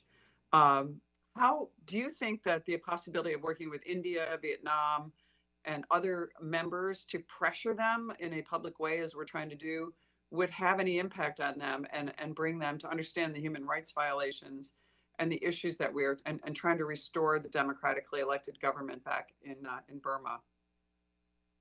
Ambassador. Yes, thank you, Ms. Claudia. I think it is very important that we need to put pressure on the members of the Security Council, through all from different channels, through India, through Vietnam, and the others in the Europe and the Latin America and the Africa. We need to do it from all channels. The most important thing is we need to point out that this is saving lives, nothing else. So this is the humanitarian crisis that we are facing. So without intervention from the UN Security Council, the people in Myanmar will be killed more and more. And if you wait for a minute, an hour, a day, the more people will be killed. So that, this immediate action from the UN security is very, very needed. And then the intervention from the UN Security Council and international community is needed. So we better to put it the way that saving lives, that is humanitarian, saving lives, and it is the noble task for the human being. So that is what we really need from the international community, and that we need the leadership of the United States in this regard. Thank you. Do you think the U.S. should consider secondary type sanctions to target other countries, maybe who have more extensive trade with Burma? And I'm thinking things like limiting not just the arms trade, but possibly expanded to commercial trade, investment in gems, timber, energy resources, obviously very important, revenue for the Kathmandu leadership. Is that something that we could possibly do as a unit in America, a unified front from America? Yeah, getting a resolution that involves the sanction from the UN Security Council may take time, but time is really of the essence for us. So what we need is some sort of targeted, coordinated sanction from a group of countries, like a group of like-minded countries, imposed on this kind of sanction. Then it will definitely have the impact on the military as well as those in the region. So that is what we needed. So it's a coordinated, targeted, deferred sanction from a group of countries. This can do it, very quickly manner. And because when we are waiting any action from the Security Council, we can do it as a coordinated manner. I know you may have answered this question. I just wanted to run it by you again. Do you think that it was a mistake for the ASEAN agreement to recognize or acknowledge the junta leader Min Aung Hlaing as Burma's representative? Do you think that was a mistake? As a diplomat, it's very difficult to say, but the outcome come out from the ASEAN leaders meeting. To me, it's very disappointing. Thank you. Do you think that we're missing anything in the 5-point consensus from the ASEAN Leaders Summit? Yeah, of course, they missed a very important point. They should add the calling and the release of the leaders, the Aung San Suu Kyi, President Win Myint, and the others unlawful detainees unconditionally and immediately. That is very, very much important point that they are missing, because this is linked to the meaningful dialogue among the relevant stakeholders. Without release of them, there will not be any meaningful dialogue among the relevant stakeholders. It is very important. Do you think those leaders in exile are safe? Time has expired. Thank you. I yield back. Thank you, Mr. Chairman. Thank you, Mr. Ambassador. I appreciate the comments. I now recognize Representative Dina Titus of Nevada for 5 minutes. Thank you very much, Mr. Chairman. Ambassador Tun, I just tell you how much we respect your courage for being with us today and speaking out about the terrible things happening in your country. I'd like to ask you and Ms. Omar about the humanitarian side of things. If you could comment on just the struggles that everyday people are facing in their lives, from shelter to food to just living essentials. The UN has reported that more than 2 million people are facing growing food insecurity due to the political crisis, but compounded by COVID. And they are expected to scale up their program to provide nutrition assistance in Burma. I wonder if you could talk to us about what the daily life is like, how the U.S. might work with other agencies through the UN or other countries to provide some of the supplies that might be needed, and what we can do to guarantee that those supplies actually get to the people who need them the most.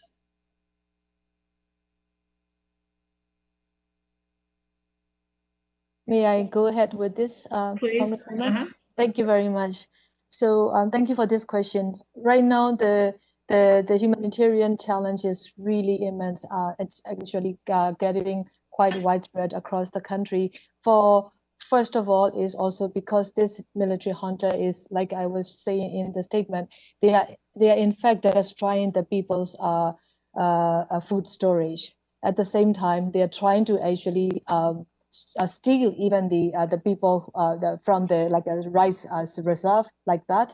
But the other problem is those are civil servants and public and private sector workers who have joined this movement. There are like tens of thousands of them, and across the country, and they don't get the salary for the last 3 months already. And you can imagine how desperate their family situation would be. And many of them were even kicked out of their public housing by this junta at gunpoint.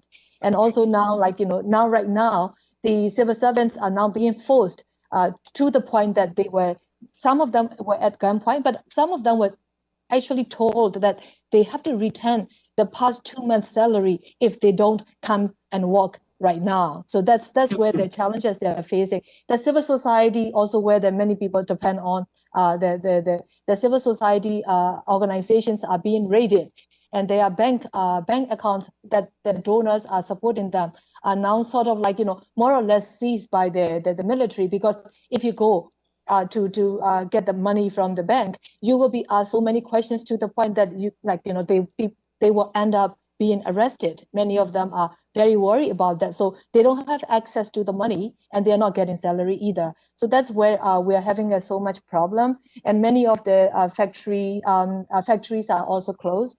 So now that people are not having this regular income for the last 3 months. So yes, it is a very serious situation. The banks are almost bankrupt, or I'm sorry, banks are also collapsed. So I think we are having a very serious situation at the moment. Yes.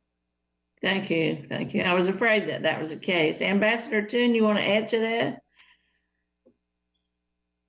I know some of the USAID folks were there working with some of the civil society, but I'm sure all of that's gone now. Yeah, indeed, I agree with Ms. Kyaw Moe with regard to what she responds to your question. So because, you know, it is really, we are now in a humanitarian crisis because, you know, the economy is, according to the UN, it's going to collapse. So that is the serious situation that we are having. So we cannot prolong this kind of crisis, you know, for our future.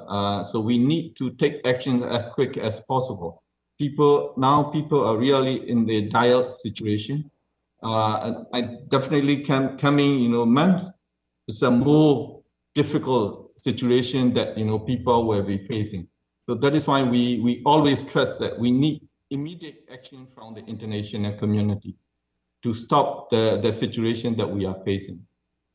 You know, the United Nations High Commissioner on Human Rights said in late March that Burma may be headed for a full-blown conflict like you're seeing in Syria. Is your assessment of it that dire and that immediate? Thank you. May I take this question? I think that is what we want to avoid. But the situation that we are facing. The generator's time has expired. I now recognize Representative Peter Meyer of Michigan. Okay.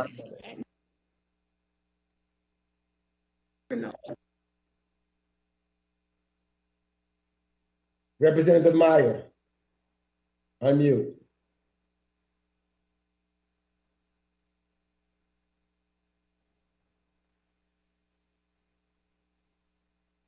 Representative Meyer. We'll come back to Representative Meyer. I now recognize Representative Young Kim of California, the ranking vice member of California on Asia, the Pacific, Central Asia, and non-proliferation for 5 minutes. Thank you, Chairman Mix, and thank you, Ranking Member McCall. You know, we had this briefing our committee first held on the situation in Myanmar in February. Since then, my office has received calls and requests from the small but very significant number of Burmese Americans to meet with them and participate in the rallies that they organized to raise awareness of the ongoing human rights situation. And so I greatly appreciate our committee taking the time to discuss this ongoing crisis in Myanmar.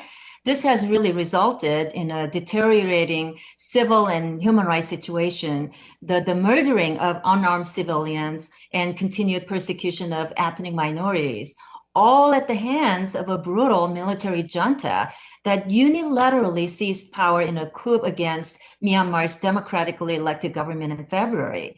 However, Myanmar is no stranger to conflict and strife. Over the past few decades, the ethnic minorities of Myanmar have been subjected to targeted violence from the military and militias, as well as large-scale ethnic cleansing campaigns, stimulating widespread unrest and forcing hundreds of thousands to flee their homes into refugee camps in neighboring countries. With the coup in February, these trends are likely to worsen further. So, question to you, Ambassador Curry. What new challenges may arise in the weeks and months ahead, including the possibility of new refugee flows to neighboring countries or the deepening of the country's decades-long civil war? So how should the United States seek to avoid such scenarios, and what could Congress do to guide the U.S. policy? Thank you, Congresswoman Kim. I believe that the biggest threat right now is complete state collapse and state failure. With the economy going just completely in free fall, the governance structures that the junta relies on to govern the country have collapsed in many places, or are only being held up through martial law and at the point of a gun. You're really looking at a state failure scenario if the trends continue at the levels of violence and the level of non-cooperation from the population continues. They are on a collision course right now. And yes, this will inevitably lead to greater refugee outflows across the region, and will lead to increased criminality, increased narcotics trafficking, just all sorts of ill effects across the region. I think that what the United States Congress can do is, as I mentioned previously, explicitly authorize cross-border assistance that will allow U.S. humanitarian assistance, including assistance provided through UN agencies, funds, and programs, to reach those who are fleeing into what are called liberated or safe areas that are under the control of ethnic nationality armed groups, and be willing to deal with those local authorities in those areas. Also, by reinforcing, strengthening, and working directly with the national unity government and helping it to stand up structures that can govern the country, that can distribute humanitarian assistance, that can reach people in need, we can help the Burmese people and make our assistance to them more effective and avoid some of the unintended consequences if we were to, for instance, continue to use existing channels that flow through ministries that are nominally under the control of the junta. We do not want to subject our assistance to misuse or abuse by the military junta. So we need to go back to our past practice of using parallel and cross-border structures to deliver assistance to the people. Thank you very much. Those are great suggestions. We should very much take heed of your advice. You know, I will also like to highlight the role of ASEAN that it has played in attempting to mediate the crisis in Myanmar. Although ASEAN acted in unison to hold a summit with its members in the months following the February coup and released like 5-point plan to resolve the crisis, multiple missteps have been made along the way that seriously jeopardized the effectiveness of their influence and response.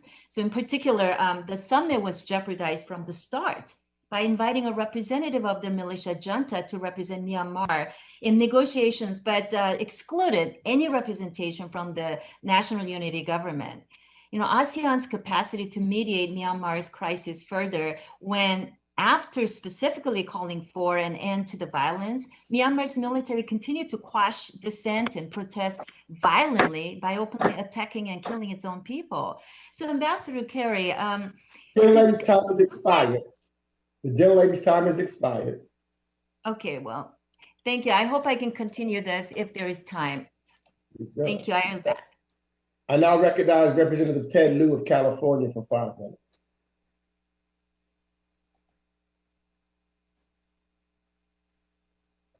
You're muted, Ted.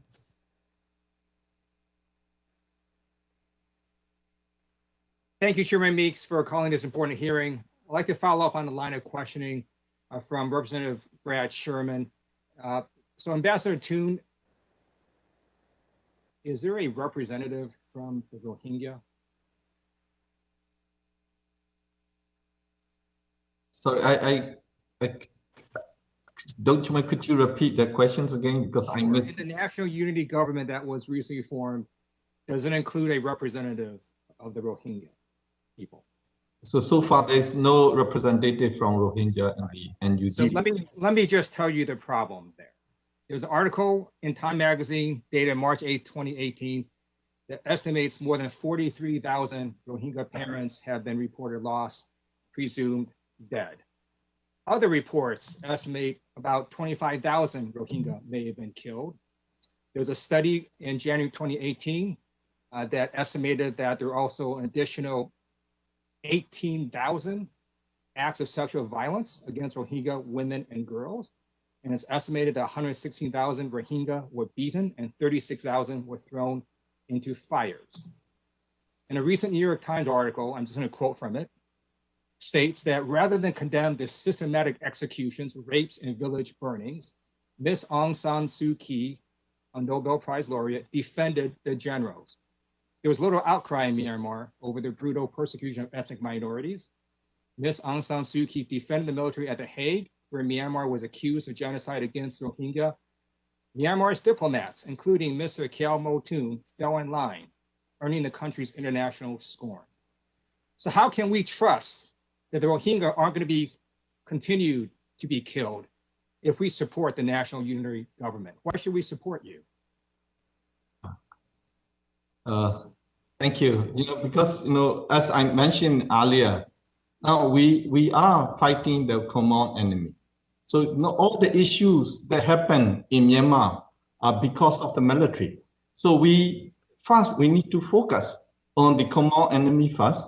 Then, as I mentioned earlier, the NUG government will address the issue in line with the international norms and standards, in line with the the international human rights law and international humanitarian law. And then also what we believe is that NUG is an interim government, and then when it's come to the permanent one, we will be because we believe in engagement, we believe in dialogue.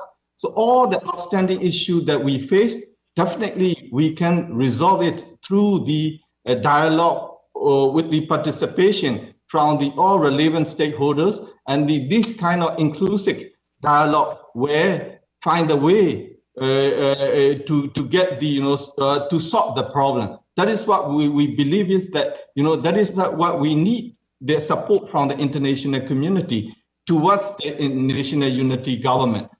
Please give a chance to ask. Let me ask you another question. Can the Rohingya people get citizenship in your country?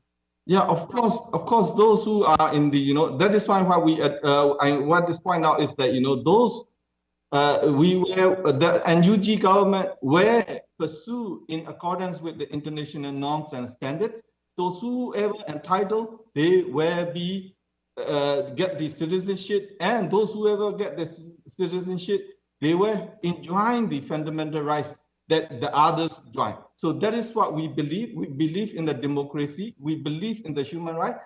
That is when whoever inside the country, they have to enjoy the right same like the others. That is what I believe. So thank you. I'm going to reclaim my time. So the military coup is unacceptable. And I would hope that the military would stop killing people, and we need to reverse the coup. At the same time, I don't see any change in a national unity government when you can't even include a representative of the Rohingya people.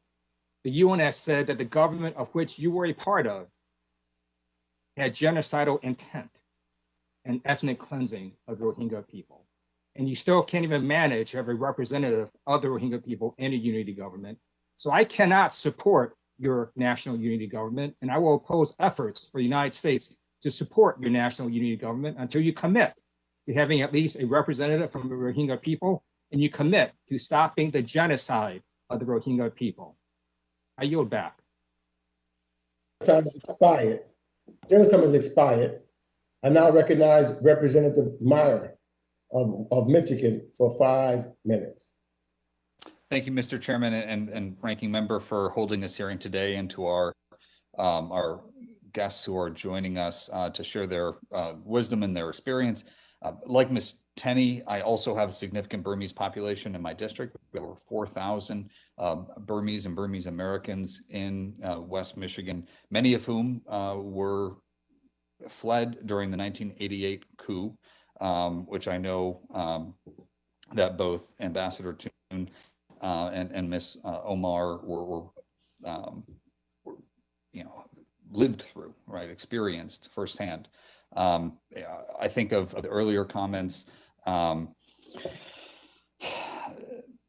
just about how initially, when the kind of green shoots of democracy were first occurring, when Aung San Suu Kyi kind of burst onto the scene, and then the Nobel Peace Prize, and all these positive efforts, how much excitement there was that after decades of kind of brutal repression and military dictatorships and coups, that the Tatmadaw were finally starting to relinquish some of their grasp.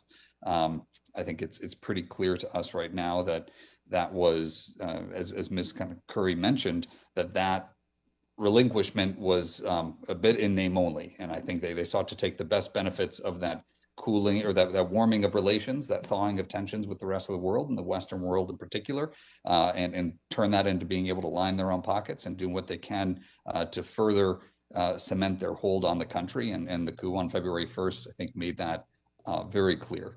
I'm obviously very sympathetic to the tension between the recognition of the genocide against the Rohingya and the plight that they're in, and balancing how we can achieve stability and peace and prosperity in the region in the short term. But I guess I'm very concerned about the way that the kind of the peaceful urban protesters and some of the existing fighting organizations like the Kachin Independence Army, which I think just a day and a half ago shot down a helicopter of the junta regime. I wanted to ask Ambassador Tun, I guess first and foremost,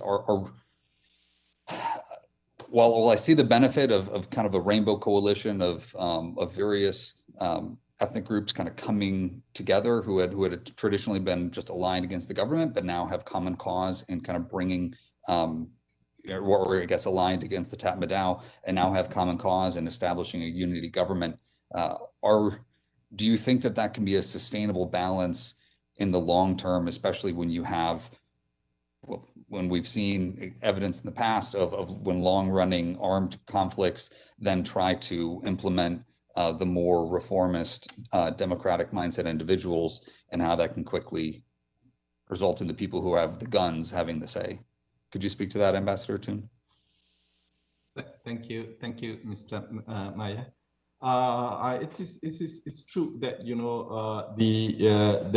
the situation that we are having, especially unprecedented unity that we are having at this point.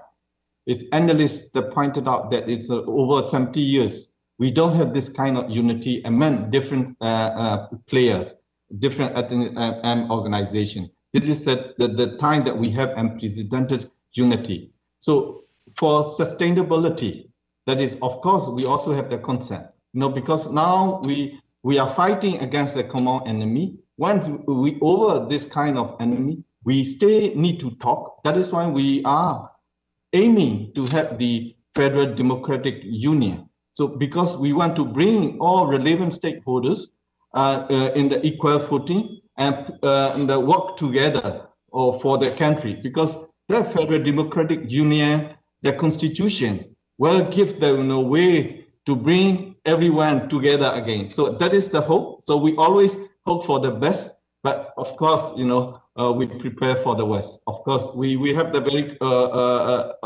very positive points on this regard.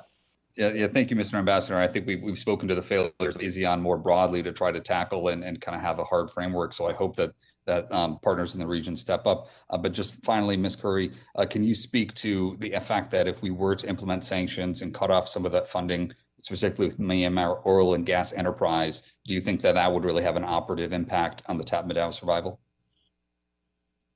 I think it would definitely clip their wings. They rely on the revenue from oil and gas substantially for a lot of what they do. The other thing that I think that we could definitely do is put some more pressure on Singapore. The junta is clearly having some challenges with access to hard currency, and they hold accounts in Singapore that continue to be able to participate in purchases and dollar auctions. We need to do more to cut off their access to hard currency, and putting sanctions on MOGE would certainly put a big chunk of pressure on them. Yes. Thank you, Mr. Chairman. Are you back? Thank you. Let me go ahead and recognize the gentleman from Rhode Island, Mr. Cicilline.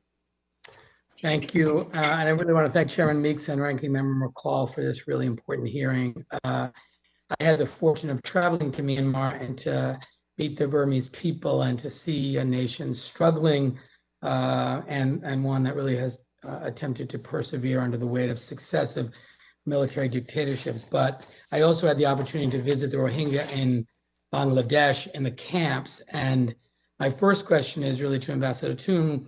750,000 Rohingya refugees were forced from Myanmar into Bangladesh at the direction of the Kathmandu. Roughly 600,000 remain in Myanmar, and there is justifiable concern for their well-being and their safety. So what is the current state of Myanmar's remaining Rohingya? How likely are they to remain safe? And what is the status of the Rohingya refugees?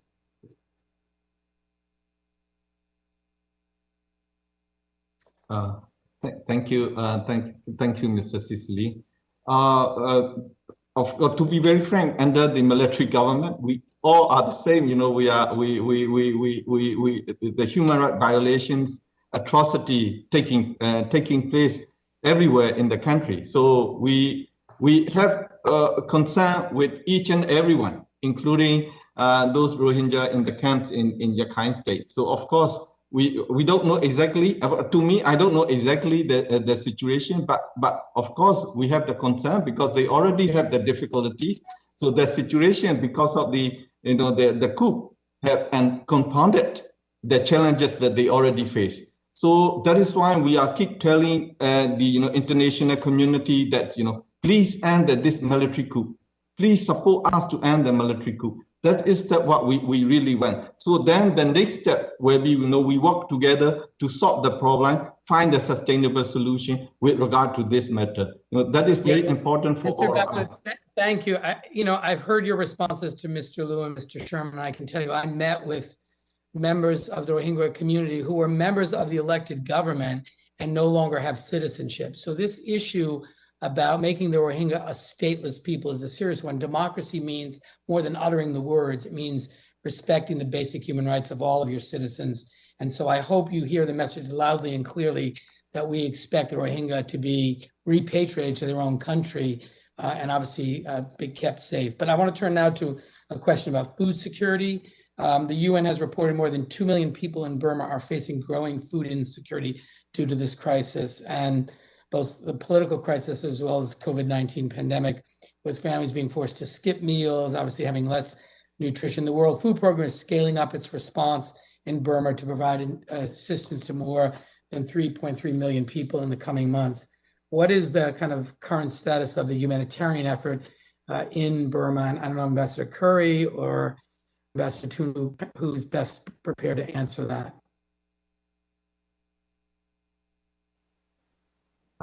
May I take it? Sure, Kyaw Moe Tun. Thank you. Thank you. Because this is a really huge challenge that we are facing. Because the one hand, we don't want any country to recognize the military, to engage with the military. But at the same time, we pay attention for the humanitarian assistance.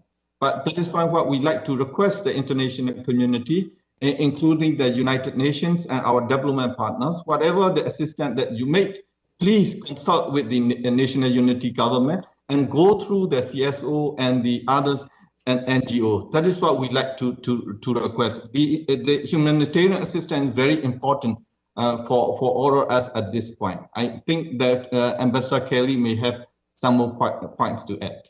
And Ambassador Curry, if you could also respond to the independent investigative mechanism for Myanmar. I know there's been some concern about evidence being destroyed, and is this an effort that we can provide additional resources to? This is ultimately about accountability, and Facebook, I know the platform was used to spread hate speech against the Rohingya, and the ability to kind of collect that information is going to be really critical.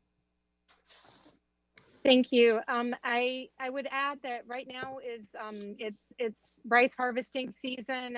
It's the dry season. Rice harvest is taking place in very critical that be able to take difficulties. Or can you all hear me? Yes. And on the we need to increase U.S. contributions and also work within the Human Rights Council and within the General Assembly to expand the mandate of the IIM to make sure that they can investigate all the atrocities that have taken place, not just the ones in the Rohingya areas. And they're already doing that to some degree, but we can support that more robustly. Thank you. Thank you so much, Mr. Chairman. I yield back. Great, thank you. Let me go ahead and recognize the gentleman from Texas, Mr. Pfluger. Mr. Chairman, thank you very much.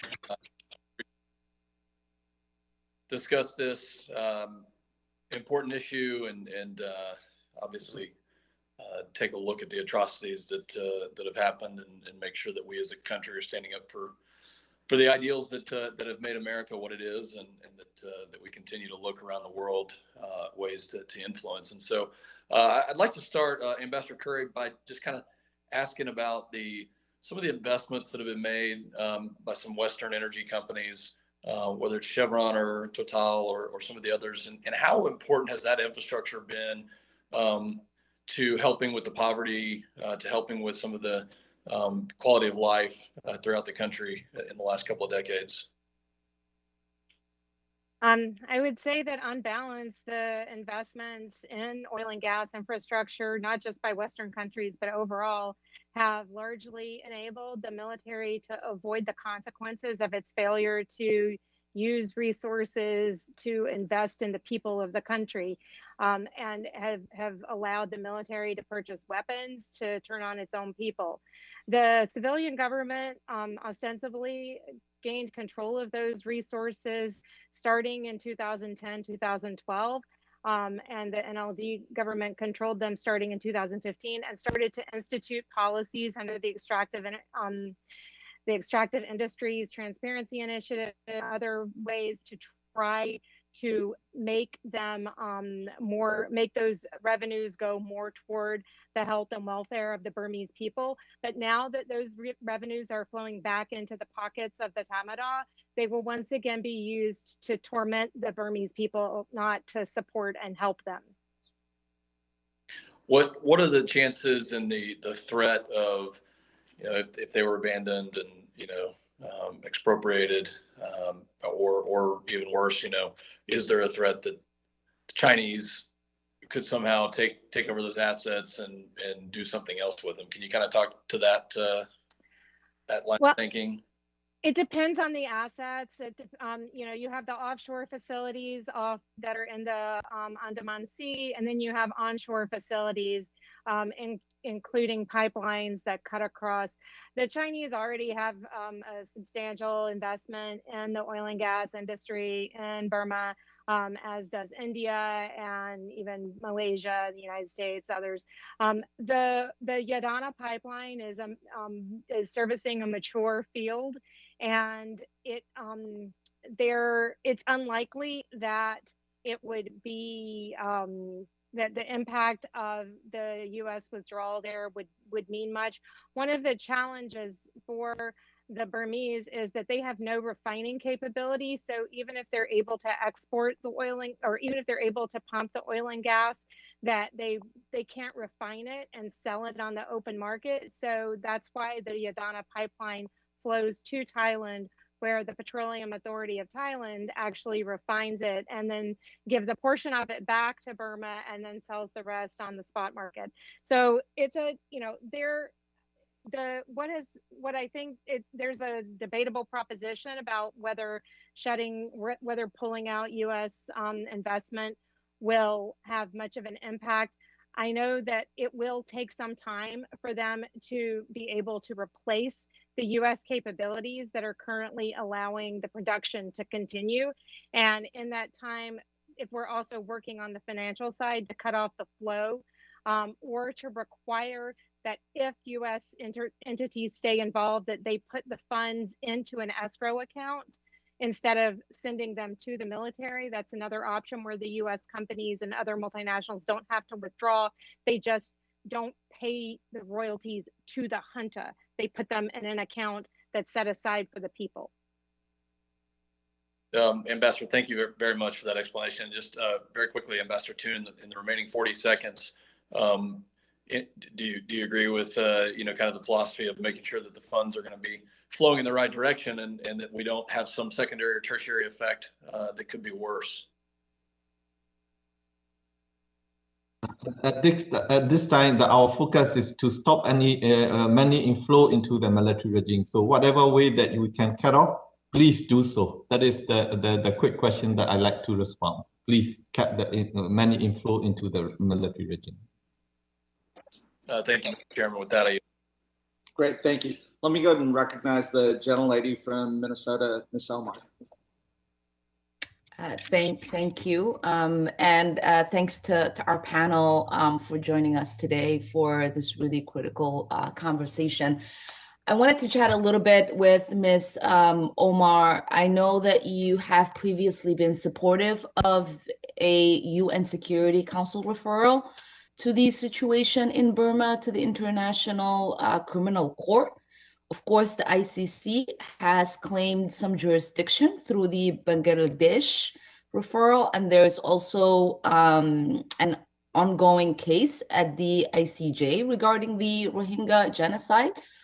What would you like to see happen in terms of an investigation and prosecution for the atrocity crimes being committed this year? And do you see the ICC as the best venue? Should we be thinking about helping set up a hybrid court? Thank you, Congressman Omar. Yes, my stand and our organization stand still, we still stand on the support of the Myanmar situation overall referral to the ICC. That we know that can only happen with the Security Council referral. So that's why we also are calling for the option, another option, if it is not possible, to set up an ad hoc international tribunal that can be commissioned as well. And if the Security Council will not move, that is another possibility through the UN General Assembly as well. So that's something that we've been calling for.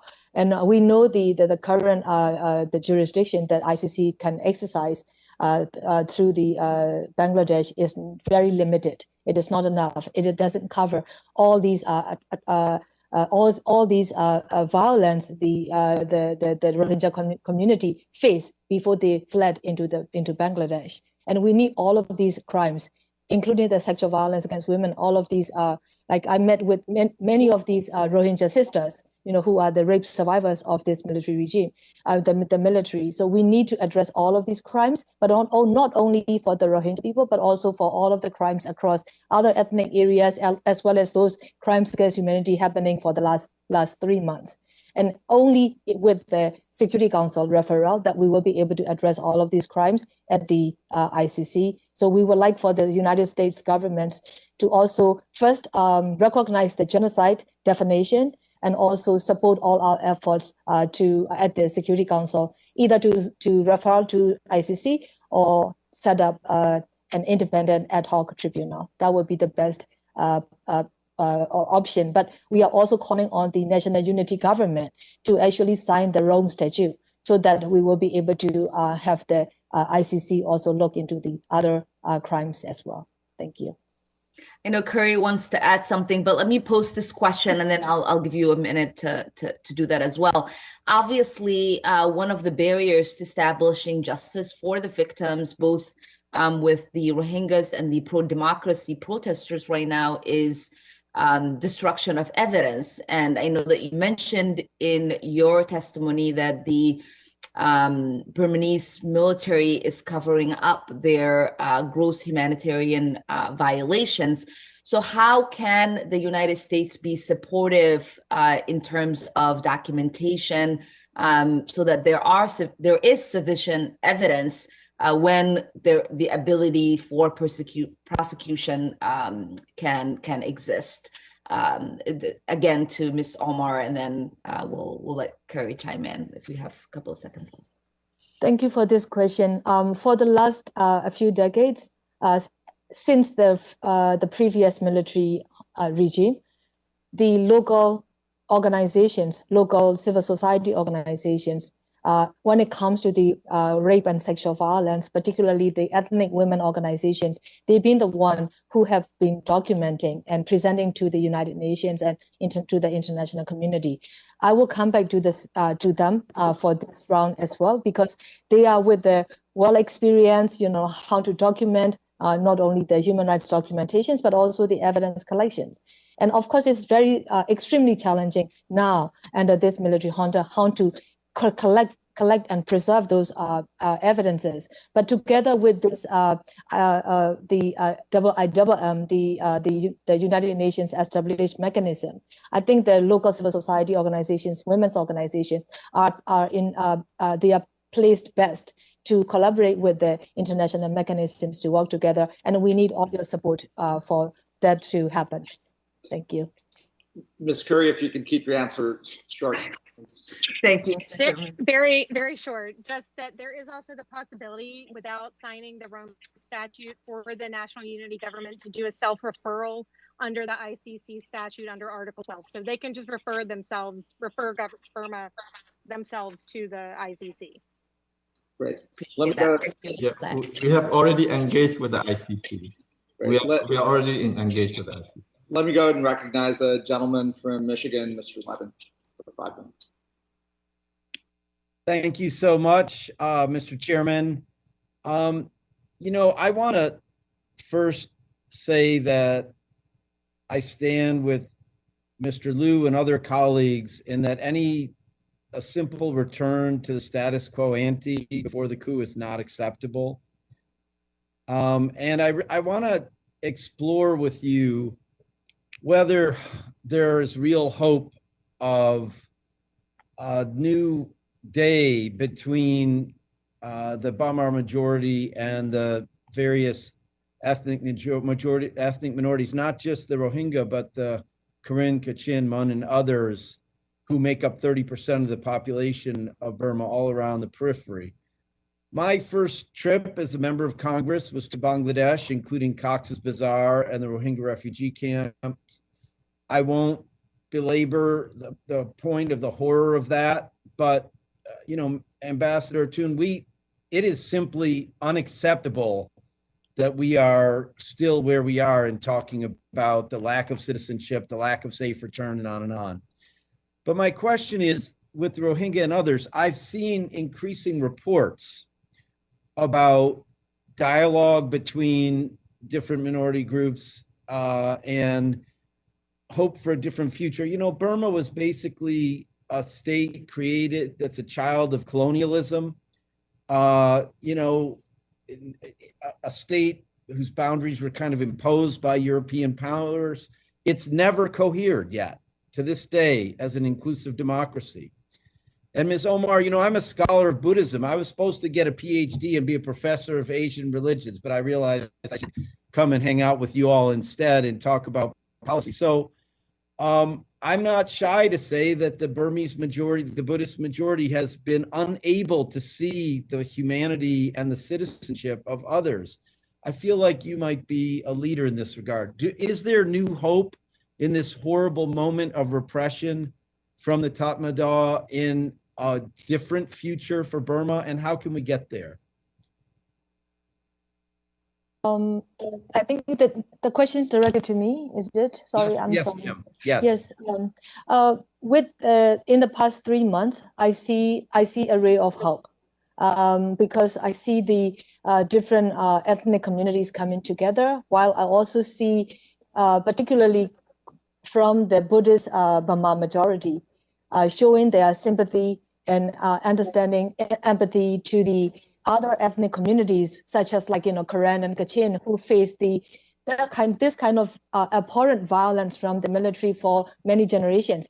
They are publicly writing on their social media, and also they are publicly apologizing to the ethnic communities, including to the Rohingya people. Even Congressman, I received the public apology to my direct messages or like writing for like they have assaulted and threatened and harassed me for my support and standing for the Rohingya people. So I see. So let me just ask, I'm so glad to hear that, but with this unity government obviously isn't the big vehicle here. What can we do as the Congress and as the United States to support authentic bottom-up dialogue and, you know, democracy building amongst the Burma majority and the different minority groups? And I, you know, Ambassador Curry as well, or if you have more to say about that, Ms. Omar. Yes, thank you. I would say that first of all, Burma never had a chance to process a nation building, but with this current moment, this is the best chance and the best time. I mean, the first time that I've ever seen the opening opportunity. I would like for you to help and facilitate and support us by bringing these communities together.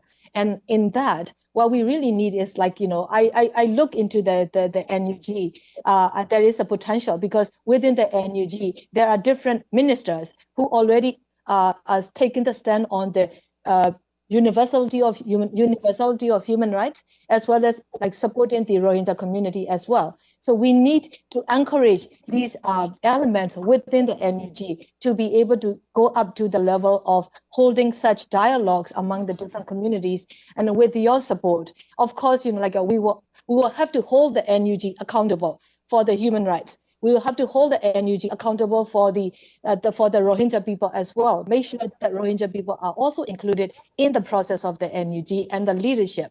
But at the same time, NUG needs your support to be able to get to that point. So I think this is our proposal to the United States government: is support the NUG, but make sure that we all hold the NUG to account for what they have to stand on the principles of human rights, and as well as the protection of the ethnic and religious minorities, particularly the Rohingya people, that as they are the most persecuted. Thank you very much. Well, I guess my time's expired, Mr. Chairman, so I better yield back. Thank you. Beautiful statement. We'll be here to support that dialogue one way or another, whatever's most appropriate. Thanks. Great, thank you. Let me go ahead and recognize a gentlelady from Pennsylvania, Ms. Houlihan. Hi, and thank you, Mr. Chair, and thank you so much to everybody for your really thoughtful conversation. I have also had the opportunity to go to Burma more than once, and it's a beautiful country, and I'm devastated by what's happening there.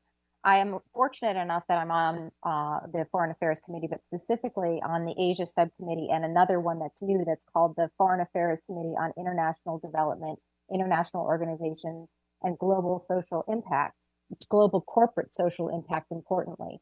And so I was hoping that I might ask both ambassadors if they could speak a little bit about the role that the U.S. and our allies businesses, for-profit businesses, could have if we stayed or in country rather than imposing sanctions. And I'm not specifically talking about, oil, gas, those kinds of, meanies or baddies that we've all been talking about, but I'm talking about other businesses that may be helping or not negatively impacting the Burmese people themselves and allowing them to continue to have potentially jobs and otherwise. So if maybe I could start with Ambassador Tun to ask if there's any value at all to maintaining some aspect of our businesses and our allies' businesses in Burma. Thank you, Ms. Holahan. I think it's very difficult. It's if we keep the business as usual, then it will benefit to the military. So my short answer is that don't do it any business under this military. So that is what we need to change their behavior. So if we go like this, definitely they will be surviving. So we need to stop that. Thank you. And Ambassador Curry, would you be able to add to that? Is it your opinion that no business at all business being barred from the U.S. and our allies would be their best course of action? I think that the key is to avoid doing business with the military junta. Sorry, my dog just started barking. I don't know if you can hear her. But the perils of working at home. But I think the key is to avoid working with the junta, avoid dealing with military-owned businesses, as well as the crony businesses that support the military. Unfortunately, right now, due to the situation and basically the economic collapse of the country under the civil disobedience movement and the work stoppages that are going on, there's not a whole lot of economic activity taking place. What we do need to do is try to find those mechanisms. There are projects that do work on small scale income generation for IDP women, for instance. Those activities can continue and we should continue to lean into that sort of thing, but that's not what's going to, that's incredibly different from the Chevron investment in the Yadana pipeline. I'm thinking about things like Turquoise Mountains work with Rakhine IDP weavers in peri-urban areas of Yangon to produce woven fabrics for that then get sold into high-end as high-end. Not all of those are NGO driven. Some of those are actually they're joint public-private partnerships. And right. So I think that right now, if we can look primarily in areas where there are joint public-private partnerships available and where we can ensure that companies are engaging either whether if they're in extractive industries, they need to be strictly adhering to EITI standards. If they're not in extractive industries, they need to have very high awareness around who their partners are on the ground. That's the key, is being able to know your partner and being able to have confidence that they are not feeding into the military, and also, looking at things like tax revenue and where your tax revenue is going. Yeah, exactly. My last question is in a similar kind of should we stay or should we go line, which is in light of the coup and the very clear uncertainty of the future and when, if at any point this will all clear up, what should the U.S. assistance to Burma look like in the near term? What should it look like as we move forward? And I would love to know from Ambassador Curry and Ms. Omar, if you would mind answering that question for me. So I'll very quickly reiterate, in the past, the United States was able to push assistance into Burma through parallel channels and through cross-border channels that avoided the military and military-run enterprises and ministries. We can go back to that model, and we've seen this happen in other countries and other contexts where the government's not trusted or capable. Omar? And Ms. Omar, thanks. I will second Ambassador Kelly as well. I think what we really need is the assistance to be able to reach to all the most vulnerable and needy communities across the country in light of the coup. This is where the situation is. So we will also need, like I said in the earlier, we need your support and your engagement with the Thai government, for example, to help for the Thai government to agree to open the humanitarian aid corridors along the border areas. That goes to the Indian government as well. So if you could help us do that, then we will be able to save a lot of lives by all kinds of means. And our civil society is very resilient and also very vibrant with so much capacity among the ethnic community. So we will appreciate that. Thank you. Thank you. I yield back.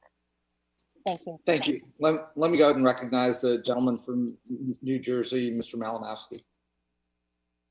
Thank you so much, Mr. Bera. Hello to all of our witnesses. I want to just start actually by saying a few words. I have good friends on this panel, but particularly to Ms. Omar. You members of the committee heard a little bit about her story, how she was a refugee from the 1988 protest movement against the military government. You all should know that she was actually one of the first, I think, 3 or 4 Burmese refugees to come to the United States at that time. And I know because I was there and knew her as a slightly younger woman, college student at Simon's Rock College up in upstate New York. And I saw you grow from those young, confusing days into a leader, and a leader in what turned out to be a multi-decade struggle to return democracy to Burma. You mentioned you testified to Congress 20 years ago, 25 years ago, making very similar points as you are today about the Burmese military. And you know, I worry a little bit that you may feel that it was all in vain, that you're right back where you started. And I just want to tell you that that is not the case. Thanks to you and your generation, Burma does have a civil society now. It had 10 years of not true democracy, but relative freedom, during which people had a chance to begin to have these kinds of conversations. Thanks to you and your generation, there is a younger generation in Burma now that really understands what it means to exercise the responsibilities of democratic citizenship. And we've heard in this hearing just how extraordinary this movement is. It's completely different from what we saw in past Burmese democratic uprisings, and its sophistication, its level of organization, its determination, its skill. And that is the product of the work that you and many others did over the years. I believe the military has much less legitimacy today. Back in the 1990s, when we were working on this for the first time, all the nations of Asia basically dealt with the military junta as the government of Burma that had always been the government of Burma. That's a little bit different right now. You know, we heard from Ambassador Kyaw Moe Tun today, and everyone should remember he is speaking to us as the permanent representative of the country of Burma to the United Nations, recognized by the United Nations. He's not speaking for some exile government or some non-governmental group. He is the recognized representative in his country. And that complicates matters for the Burmese military junta in a very, very serious way. And I also think that although the US has always been on the side of the Burmese people, this is now a much higher priority for the United States government than it ever has been. I think the Biden's administration's response, there's more that can be done, and we've heard great ideas here, but I think it has been exemplary in the first 2 or 3 months of this administration, from the freezing of over $1 billion of funds held by this junta in the American financial system, to, I think, a very sophisticated sanctions policy that we've seen unfold, and I expect more to come. So you should feel a sense of accomplishment, as terrible as the situation is today. A couple of quick questions.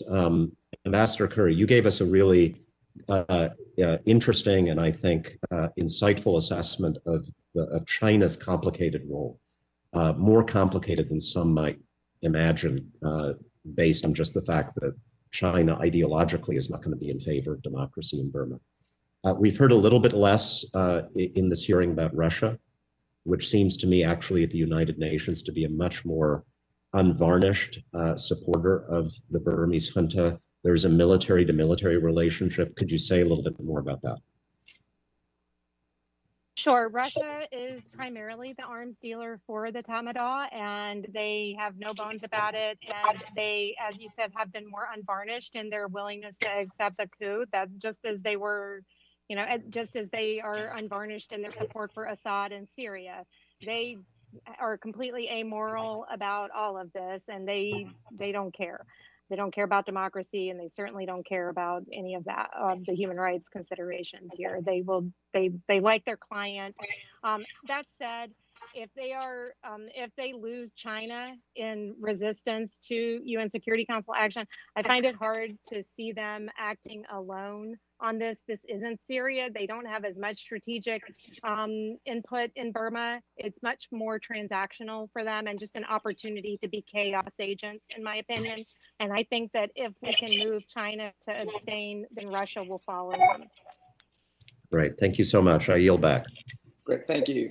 I see Ms. Manning's camera, but I don't see Ms. Manning. So let's go to the gentleman from California, Mr. Vargas, and then we'll come back to Ms. Manning. Thank you very much, Mr. Chair. I want to thank the committee for holding this hearing and especially the witnesses today.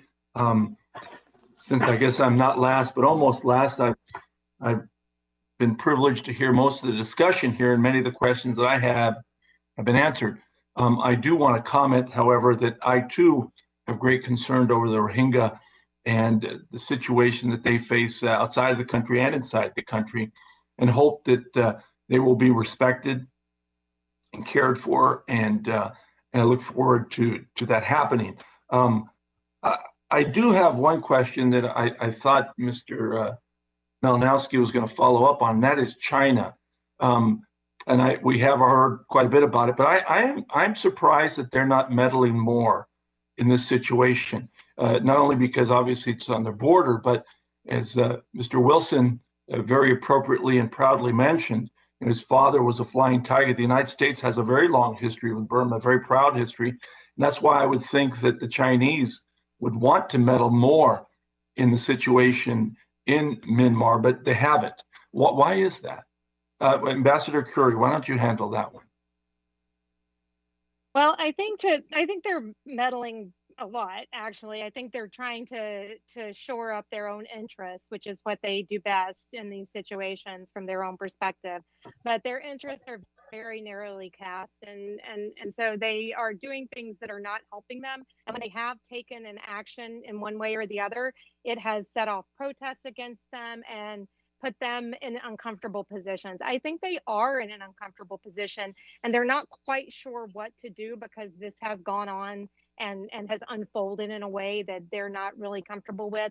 I think the thing that makes them probably most uncomfortable is the way that the protesters in Burma have linked up with protesters across the region, several of whom also are agitating against the Chinese, whether it's on the Chinese Communist Party, whether it's the ones in Taiwan or the protesters in Hong Kong as part of the Milk Tea Alliance.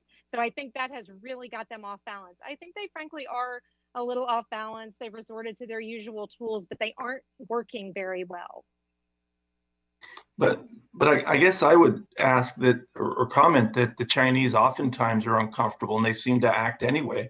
And I see them with their Belt and Road acting in places where it's uncomfortable, but they continue to act. And that's why the off balance sort of catches me off balance. I don't understand why they aren't more active here. I mean, it's right on their, obviously it's on their border.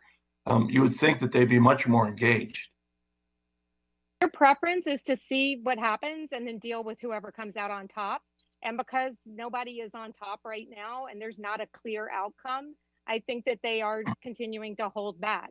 And by keeping things like Security Council deliberations private and not holding them in the public, we're allowing them space to continue to hold back and withhold until and not have to put their chips on a number, that they can kind of keep their cards close to the vest. I'm sorry, I'm mixing gambling metaphors. That's okay.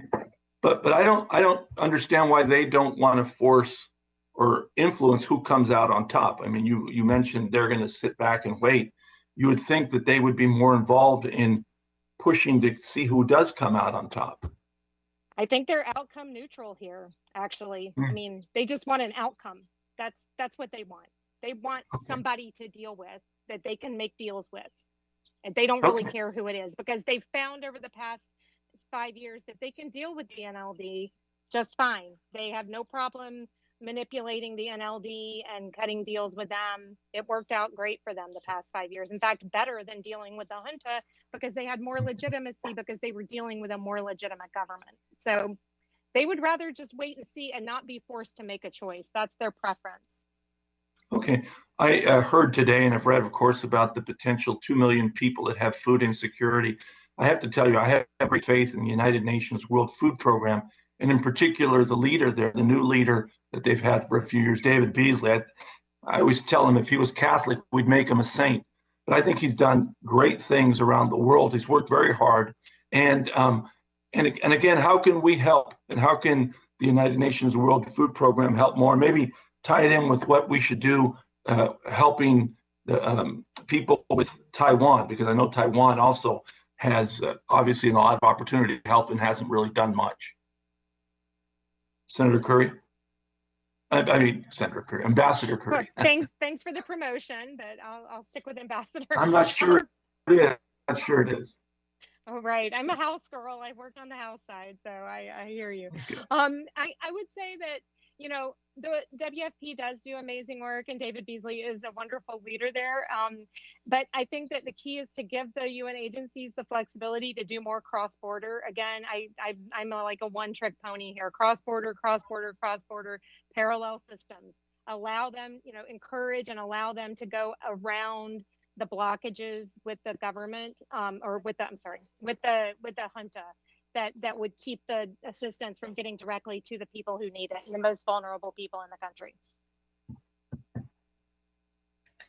Okay, thank you very much. I have 23 seconds left, so I won't force a question upon anyone. That I just again want to thank everyone for being here. Appreciate it, and hopefully we can be more involved. But it's also a little tricky for us too, because we do believe in the human rights aspect so deeply, and it's troubling the former government. But anyway, I yield back. Thank you, Mr. Chair. Great, thank you. And I still see Ms. Manning's camera, but don't see Representative Manning. So let me go over to recognize a gentleman from Illinois, Representative Schneider, and I'll be passing the gavel off to the Vice Chair of the Full Committee, Mr. Malinowski. Thank you. Thank you, Chairman Bera and Vice Chairman Malinowski. And I want to thank all the witnesses for sharing your perspectives today. It's good to be here and have what may or may not be the final question.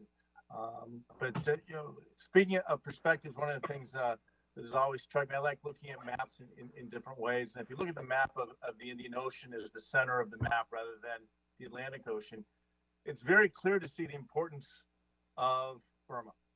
It's wedged between China and India. It's you know, the Indian Ocean, it's Africa, it's the Middle East, it's the Indian subcontinent, it's Australia and Indonesia. It's a rather important area, and a lot of people have interest. I know we've talked about those today, and maybe Ambassador Curry, I'll start with you, but you know, we've talked about China and Russia and India, and their respective interests, but these interests intersect with each other, and there's an interplay. And how does that affect the decision-making we should be doing in Congress and as the United States? Well, all of Burma's neighbors, as well as countries that have an interest in it, including Japan, the United States, you know, we are all pursuing our own interests in Burma, and that's to be expected. I think that we also have to account for the agency of the Burmese people here, that they're not just a pawn in our great game. They have agency, and in the past Burmese governments have proven very good and very resilient at managing great power competition over and around their interests and playing powers off of each other, whether it's the US and China or India or ASEAN. They are quite good at manipulating and the military junta in particular, because they don't care about the people of the country except as they represent a resource for them to exploit. So they're perfectly willing to sacrifice the well-being of their own people in order to gain leverage with others, including the United States and other parties. So I think that we have to be mindful that this you know, like other places, is a complicated situation. And while we're pursuing our interests in this context, we have to be mindful that their interests, that their agency, people with agency on the ground, that this is not a tabula rasa, blank slate, that's nothing's going on there. And we can't just shape the events of this country to our will. So I think that's the first step, is to really have a very kind of humble, and then to the extent that we can align our interests and our policies with what the desires and the clear desires of the people of the country are, we're long-term going to be better off. And we saw this, that even after people in the country were quite angry with the United States, or critical or unhappy when we took the side, or when we spoke out in favor of the Rohingya, or to defend the Rohingya, or criticize what had happened during the Rohingya genocide, there was still a very strong reservoir of support for the United States that underlied this momentary, you know, popular irritation. And so I think that there's still a strong desire for these things, for alignment with the United States, and for what the kinds of values and that we represent, that we have an enduring appeal in Burma that we can rely on, even though we're not a neighbor and can't rely on the strategic reserves that the Chinese or the Indians necessarily have. Well, thank you. And if I can turn to the permanent representative, and thank you for being with us here today.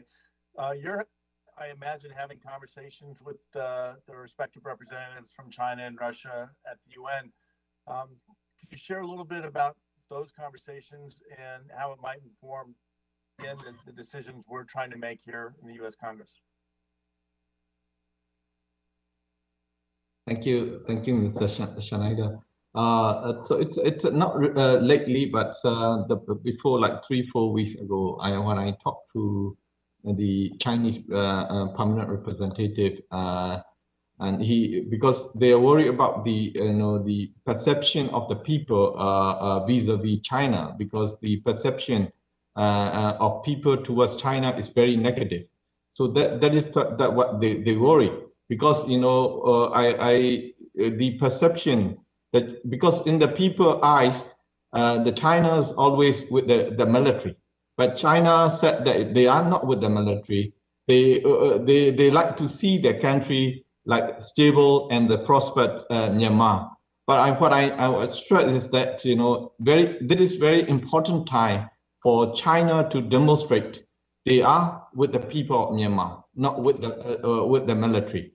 How they can show it? They can, condemn the military coup, they condemn the violence act, demand the release of all the unlawful detainees, including leaders, and then to stop doing business with the military. That's sort of the point that I stress. But the point that they always make is that they don't want to get misunderstood from the people of Myanmar, because they like to show that they are with the people of Myanmar. But on the eyes of people of Myanmar, it's still very difficult. Thank you. Thank you. And Ms. Omar, I'm sorry we're out of time. I would love to hear your perspectives as well, but with that, I will yield back. Thank you. Thank you so much. And I see Representative Manning is back, and I will yield 5 minutes to her, and then we'll close.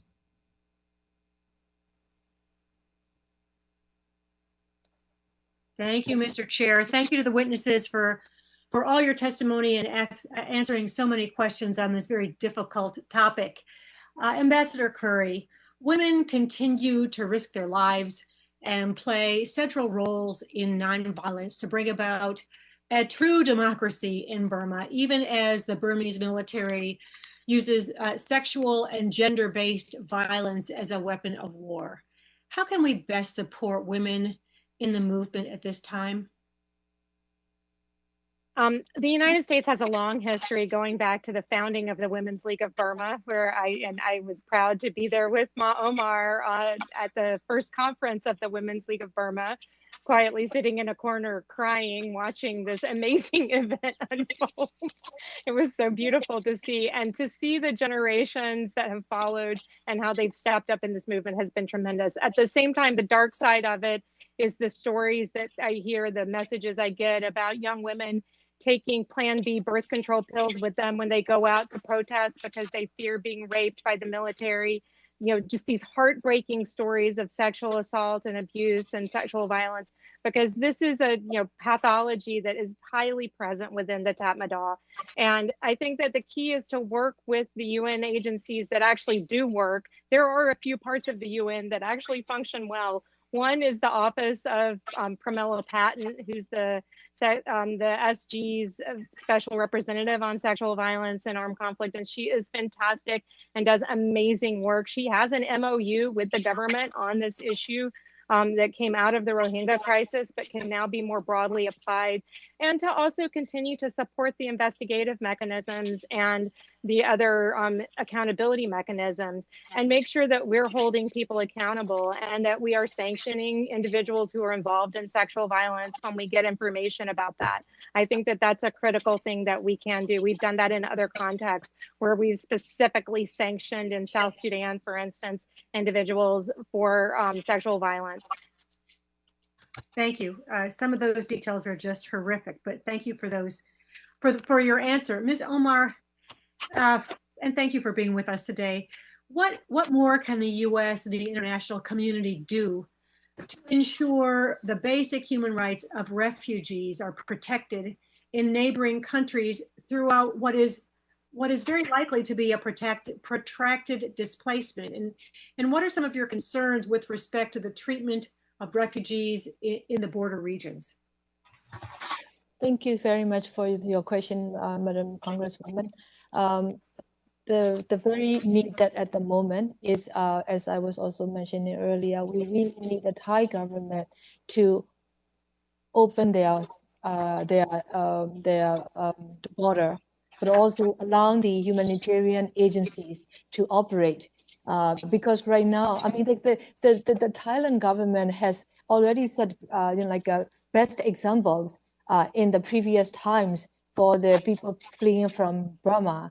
And I think we need to get their support again. And I really hope that the US government and also the Congress will actually convince the Thai government that this is also in their best interest to protect the people of Burma, as well as also to show their humanity side of the country. Because Thai civil society has always been supporting our people. And Thai government in the past has always been supporting too, but only now that we are having some difficult time. So if you could actually get the Thai government on board for the humanitarian assistance to the refugees, not only those who are fleeing right now, but also those who remain in the refugee camps, who don't have who are surviving in the very minimum needs at the moment. And we really need the cross-border aid, because many people in the ethnic revolutionary control areas, they really need the support, and only through the cross-border that we will be able to help them and get the needs reached to them. So thank you very much. If you could take that. Yeah. Thank you. Let me ask one last quick question. Do you expect that this COVID-19 pandemic will add a complicating factor to get the Thai people to assist? This is one of the very worry locally, definitely, but also I think this is also COVID-19 can be the entry point for the local Thai society, Thai communities to feel confidence if the US will, for example, support the Thai government with the COVID-19 vaccines, for example. And they need it so much. They are very worried of not willing to open the door to the Myanmar people, Burma people leaving, is because they're worried about their own situation. So if you will actually support to the Thai government with the COVID-19 vaccines and other necessary, including the quarantine testing and monitoring and all of those other necessary elements of what is need to be for the COVID-19 situation, I think there is a very good chance that the Thai communities will come back to welcome the Burma people. Well, also, I think the Thai government will also come back to take back the people like they have done all along in the past. Thank you. Thanks so much. My time has expired. I yield back. Thank you so much, Representative Manning, and to all of our members, and of course, most of all, to our distinguished witnesses, Ambassador Kyaw Moe Tun, Ambassador Kelly Curry, and our friend Ms. Kin Omar. I know the chairman would also want me to recognize our friend and colleague, the ranking member of the committee, Mr. McCall, for his partnership in helping to put this hearing together, and in all of our bipartisan work together on the Foreign Affairs Committee. The situation in Burma is going to demand America's attention and this committee's attention for some time to come. This is not a challenge that the United States can meet alone, but I think it's important for all of us to remember that the United States has a unique historical relationship with Burma and with the people of Burma, having led the international effort for decades to bring Burma closer to democracy.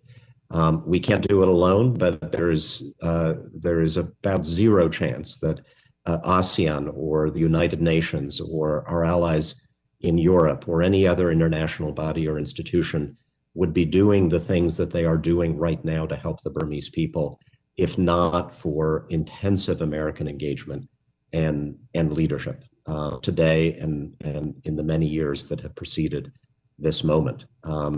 That's going to demand continued oversight for this from this committee as we figure out the best ways, the most effective ways to stand with the Burmese people, and recognizing as well that how we respond to the crisis of democracy in Burma is going to be a test of how the United States responds to the crisis of democracy throughout the world, a test that we absolutely have to pass here and more broadly. So with that, thank you once again to all of the members, to our distinguished witnesses, and this hearing is now adjourned. Striking the gavel.